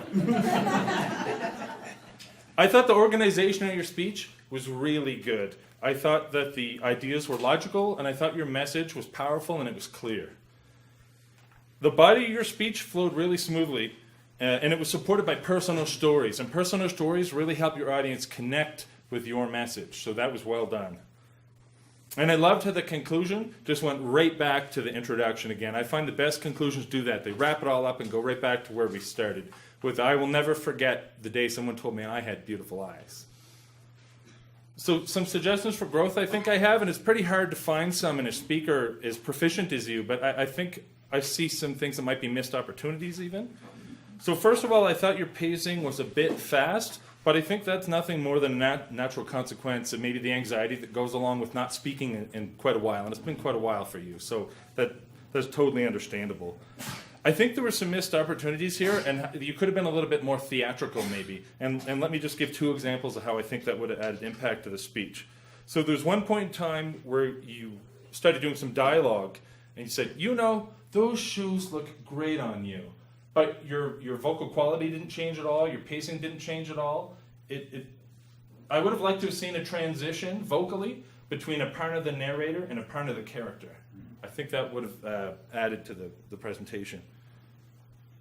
And I also think some of your gestures some of them were grandiose. When you use your whole arm, and I liked that. But there were some used that were just these little kind of things, and I would have liked to have seen more grand gestures, a little more theater there. And also, you could have kind of almost done some more action when you're talking, when you're treading on the treadmill, right? You could have actually been doing this a little bit. But I know it's been a while since you've given a speech, and you did so many things well here. You had fantastic use of humor. The speech was well organized, and I loved your message. It was really powerful. So, again, I know it's been a while since you've shared some stories with people, but I hope we've rekindled whatever fire burned inside you that initially gave you the passion to share your stories with others. And Aparna, I really hope that we're fortunate enough to hear more speeches from you because you're a great speaker and you have beautiful stories.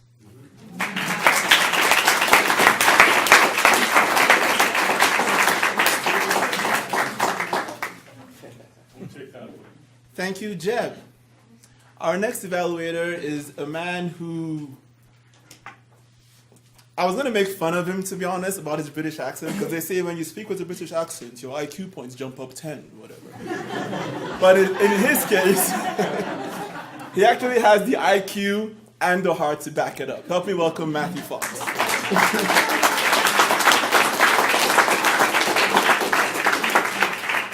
Anthony, if that were true, I'd be half the man you are. Kelly, I loved your speech. I think we all loved your speech.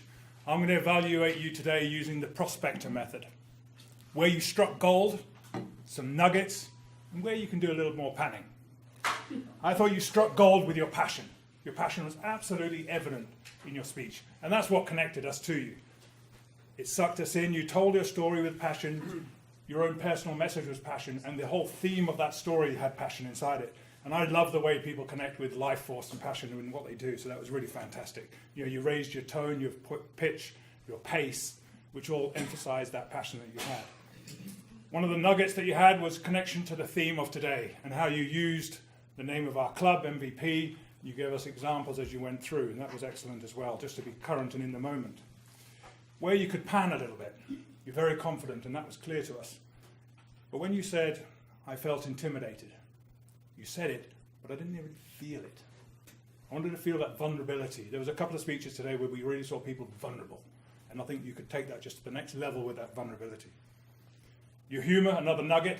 Your humor was fantastic, was spot on. There's just a couple there, the abyss of hell, I think you had us all rolling there. And when you said we're all going to pull a Flo Chopinese, that was fantastic. And everybody was doing themselves. So that was excellent. Another opportunity for panning. Eye contact. It's a huge crowd here, and we always talk about eye contact, and I felt you were scanning the crowd a lot and not necessarily holding enough people in that eye contact. And so no matter how the size, really stick on a couple of people and glue in on that eye contact. Going back to gold, a speech so ordinary but so relevant, something that we all come up with where we get stuck and we don't know what to talk about, and that's what you talked about, which was great.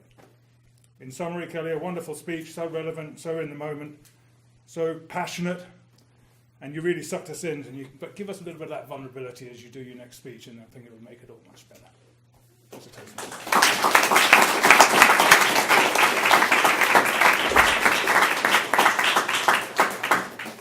See? He does back it up. Our next evaluator is VPPR extraordinaire. She's got a gift of the gab and a gift of the pen and a gift of organization. Help me welcome Susan Kramer.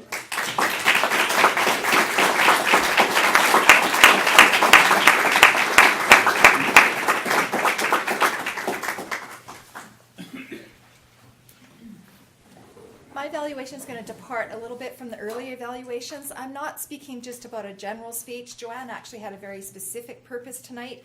She was speaking out of the Humorously Speaking manual, speech number 3, Make Them Laugh. So with that in mind, Joanne, I'm going to talk about a few things that they wanted me to zero in on here. First of all, I loved how you used cold feet as bookends in your speech. You told us the story at the beginning about being cold, needing to warm your feet up on your husband. That one really struck home with me because I do that all the time and I get in trouble all the time too, but I do it all the time, so I totally understand it.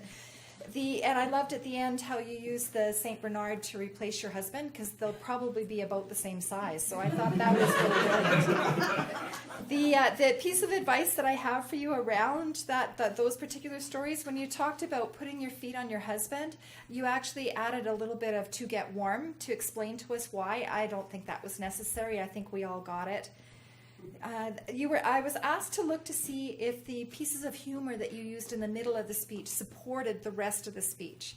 And I tell you, when you took that downturn and you guys were off to the hospital, I thought, oh my gosh, how is she going to work some humor into this piece? But a miracle happened and you did, and it was brilliant. So pieces where you had the humor, you talked about your husband snoring like a bullfrog, how he had to kiss you on the top of the head because he's so much taller than you, how you never carried anything through your entire married life except for your children. And then at the end, when he came full circle and asked you for the second time about what you were going to speak about with the next contest, I just thought that was absolutely brilliant. A piece of advice that I have for you, probably the most majorest piece I have for this entire speech, because I thought it was brilliant, is your title. You used cold as ice, cold as ice. If you're in a competition situation, the title is actually repeated twice. So she would end up with cold as ice, cold as ice, cold as ice, cold as ice. And it would be very awkward for her introducer. So in future, I couldn't see any reason to have the duplication for any form of duplicity within the speech. So just one cold as ice is absolutely perfect.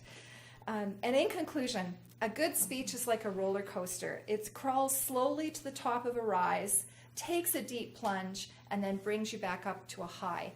And I really believe you did that today, Joanne, so thank you very much.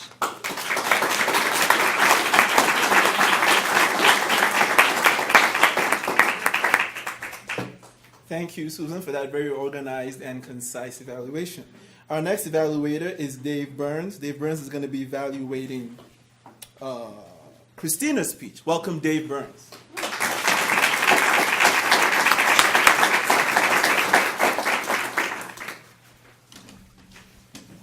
Didn't realize before this evaluation I was evaluating a district level evaluation champion, so that's good to know. A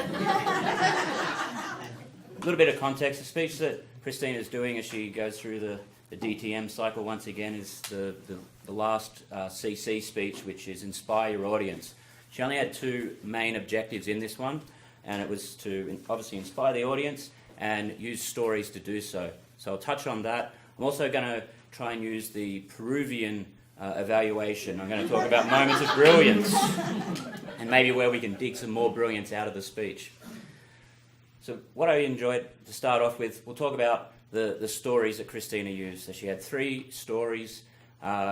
They were varied, but they were everyday people that we could obviously relate to, and she was very natural being able to take herself back. And you also would have noticed in the way that she used her non-verbals and her verbals by asking people, come with me, come over to this story this time. So it's a great device to use to really be using the stage in a really specific manner.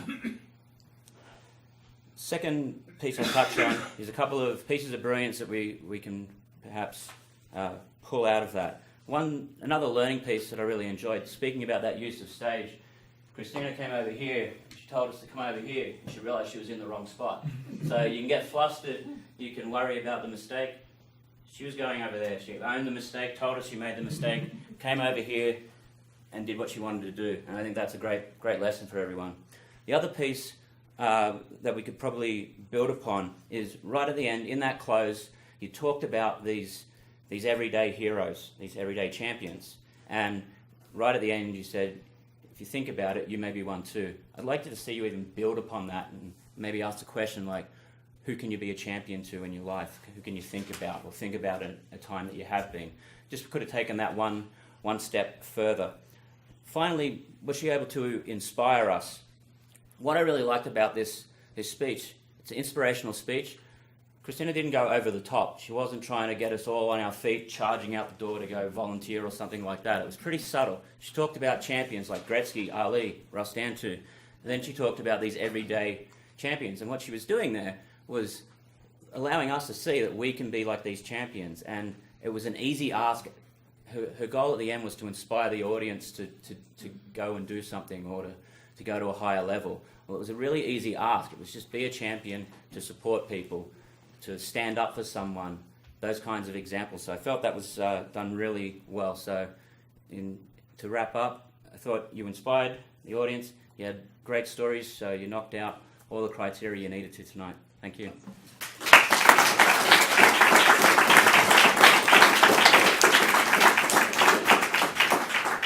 Thank you, David, for that inspirational evaluation.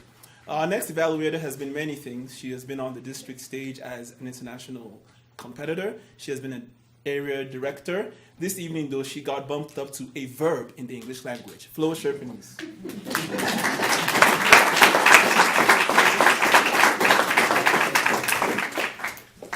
Mr. Timekeeper, what was the time for Jocelyn's speech? Jocelyn's speech was, I believe, about 6 minutes, 30 seconds. Thank you. Jocelyn, congratulations on a fantastic speech, as always. The framework that I'll use to evaluate you is to share with you what I liked about your speech, one area for consideration for future improvement, and finally to wrap up what I found absolutely outstanding about your speech. First, what I liked about your speech. The mechanics of your presence and your presentation was spot on. In particular, I especially appreciated your vocal variety, which is the manual project that you wanted me to evaluate. Your CC, I think it's your second CC project number 6, vocal variety.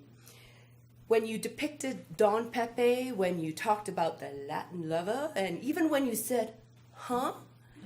It really drew me in, and your vocal inflections were done very well. One area that I would suggest for consideration for future improvement is your message.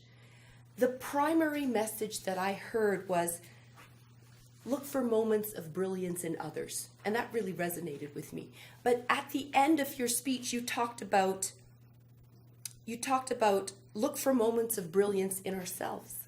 So it switched from kind of look for it in others, and then now it look for it in ourselves.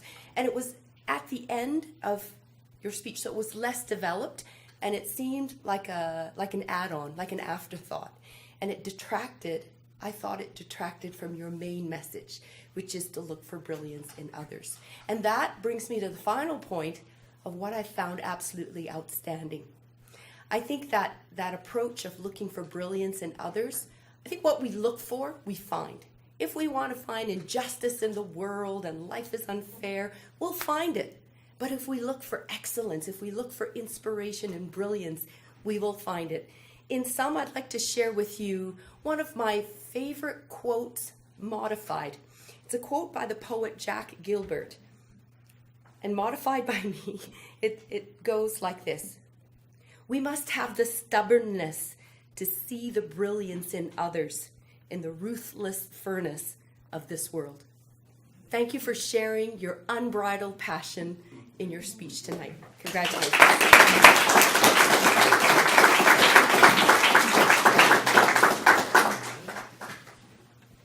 I ask again, are you inspired? Yes. Are you inspired, Toastmasters? Are you entertained? Yes. Are you not entertained?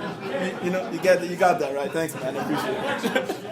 Thank you, man. Thank you very much. We're drawing to a close, but before we leave, I want to invite our very, very astute grammarian to give us a report on our collegial meeting this evening. Let us sit down in. Brent Orkelson.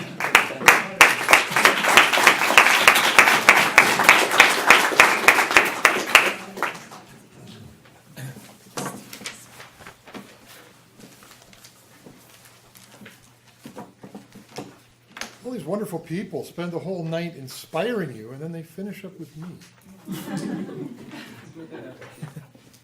And my job is to actually, as the grammarian, is to observe the whole use of the English language tonight. And there were some things I found particularly interesting, some things that were a little disconcerting to me. Now, before I talk about anybody else, we talked about finding moments of brilliance. Well, we also have to admit our moments of not so brilliantness. There is a grammatical error in that. Collegial is an adjective that describes the working environment where responsibility and authority is shared equally by colleagues. It should be are shared because there's two things. Happens when you write things at the last minute. And that's the sort of things that the grammarian needs to pick up on, because if we are speaking about something important, sometimes it is little things that can throw a message off, can kill a connection. And that's a big part of what we're trying to do with an audience, is to connect. And one of the things that was a little disconnection, when Russ said, milk that puppy. To quote Jocelyn, I brilliantly said, huh? Russ, I've milked cows, I've owned puppies. I've never milked a puppy. Thank you. I won't do too many of those to you. Aparna, your speech was very interesting, and you said the seas began to bloom again. Well, I really stopped and went, gardens bloom, seas rise. I brilliantly said, huh? Kelly used two words we don't often hear in Canada, funk, which is sort of like a mental paralysis through fear or whatever makes us procrastinate. I'm very familiar with that, writing things at the last minute. And the abyss of hell. There's a phrase to conjure upon. Karen Harty, in your introduction to Joanne Smith, and Joanne's speech was about marriage, and you said the 20-year hump. I brilliantly said, huh?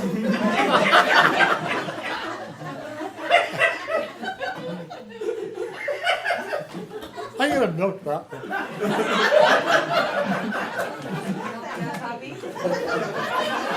Like a Peruvian cow. Okay. Anthony, introduce or to introduce. They are presenters as well as introducers.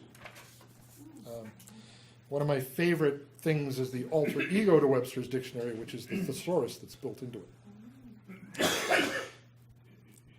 Mark made use of an effective, this is something that we're told to avoid at all costs. It is a cliche. And a cliche is actually a phrase that's become very common, and we hear it a lot, and people will tell you that when they hear it, they just kind of go, what? But occasionally we can use them well. And the reason they became cliches is because they echoed and they made a point. And it gave somebody a very easy phrase to describe something very quickly, and everybody gets it. The one Mark used was herding cats. I love that. If you ever work in a print shop, there's a lot of cats. He also he said something that is particularly profound. And we kind of exchanged a little something earlier this week on this subject, which went to Christina's speech, and that is servant leadership. And Bob Dylan wrote a song about servant leadership. Everybody's got to serve somebody. Martin Luther King did a brilliant sermon called the Drum Major Sermon. I suggest you read it if you're interested in servant leadership. The biggest line from that was, everybody can be great because everybody has the opportunity to serve.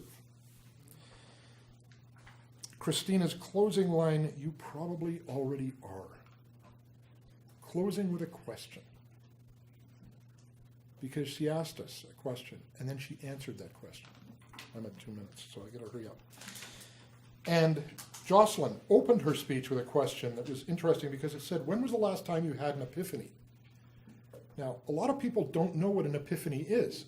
So by asking that question, she immediately gets them to go, what is an epiphany? And by immediately giving them the definition, she has now given the experience of listening and receiving and getting an experience as part of her opening.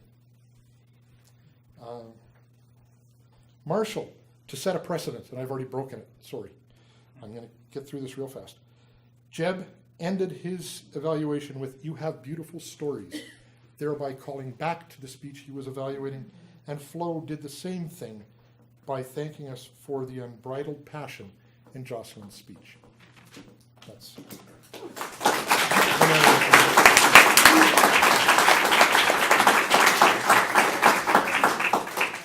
Thank you, Ben, for that thorough grammarian report. I should be giving the closing remarks at this point, but who better, especially because our time is past, to give the closing remarks than the person whose vision it was to bring us all here in the first place. Help me welcome Mark Copley.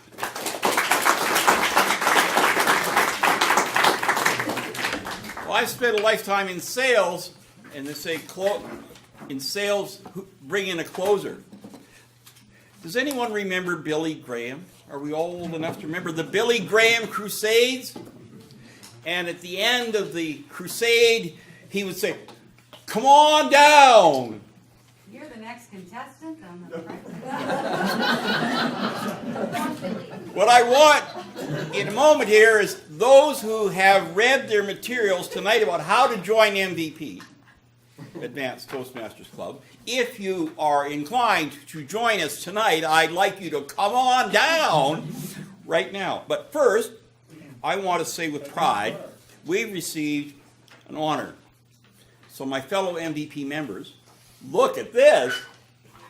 And what this is recognition of the highest membership retention this year of 89.7%.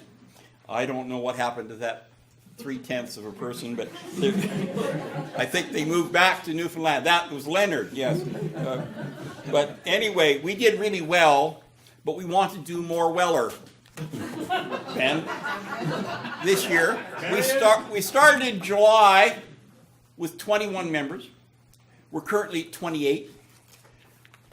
3 of them are out of the country, and one's working in Edmonton, and the rest were all here. And those that didn't present tonight were very few, and they did work. I want to thank especially all of the volunteers who helped tonight, which are those who provided food, all our members, thank you.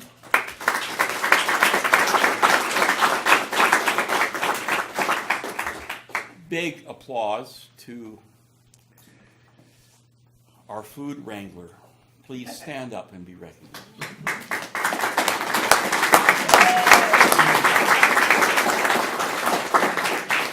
And she had some part-time help from Grigori, but I think he ate more than he cleaned.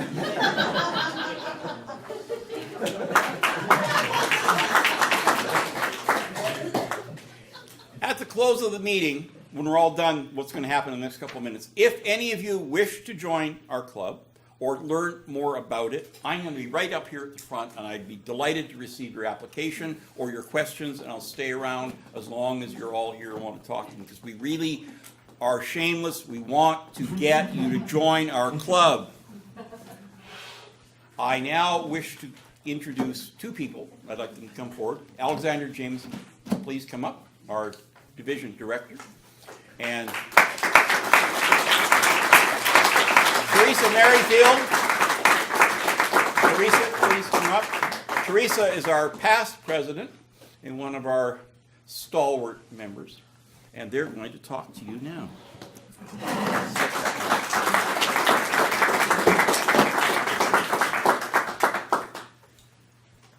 Who likes a surprise?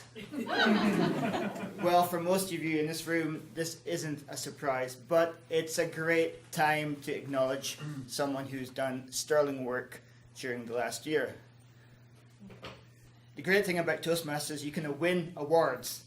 The club members, the presidents, the VP, all your executive members can nominate people. So you can win awards, end of year awards. And being Division A director, I had the pleasure a few months back of awarding the end of year awards to the winners from Division A. And MVP won all of the awards.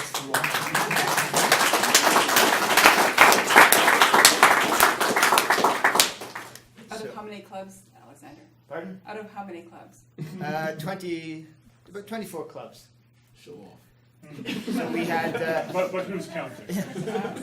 We had Anthony winning the Toastmaster of the Year award, Jocelyn, the rookie, Susan Kramer, VP of PR, and this lady here, Teresa, won the President of the Year. And then we progressed to the next level at the district. So at the District 42 conference, did they have a clean sweep? Not quite. I think there was some injustice, I believe. I believe that they incorrectly awarded the winner for the VP of PR, because I believe Susan Kramer should have won that award.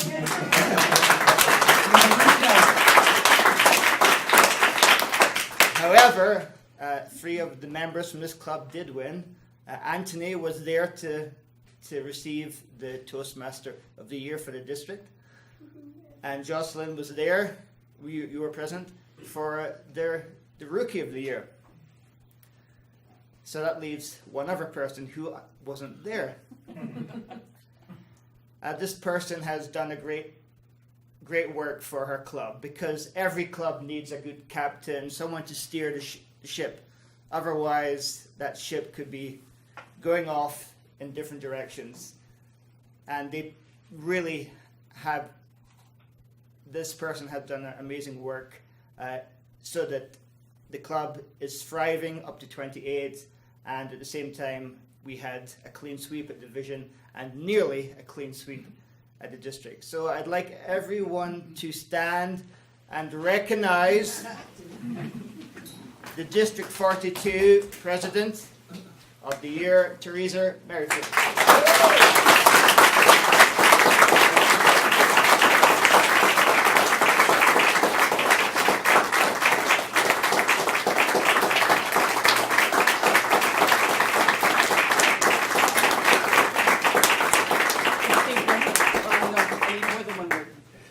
Teresa always likes to have the last word, so she will tonight. Are you done?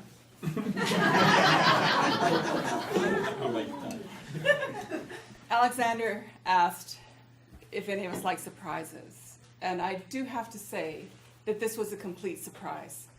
Because if anybody had let any word drop, I'd have been in Medicine Hat to collect it myself. These awards are never the result of one person's effort, ever. This President of the Year is a result of a collective effort of 6 other executive members who were incredible to lead. By incredible, I won't say incredibly easy, because each one of them is a strong leader in their own right. So were they incredibly malleable? Not necessarily. But each one was an incredible leader in their own right and could have done my job just as easily as they made it for me. The other part of the equation is to have an incredible group of individuals that are all paddling the darn canoe the same direction, that get the vision that I put out before them, and bunny hopped right behind me to success. I am so proud of this club and so proud of the leaders that I see using their Toastmasters skill in a transferable way to their real lives. I had an amazing group, and I had an amazing club, and it continues to be an amazing club under John's tutelage. So is my word, just so that everybody knows, grammarian. And so I'll finish by saying thank you to each and every one of you, because without you, this would not be possible. Thank you.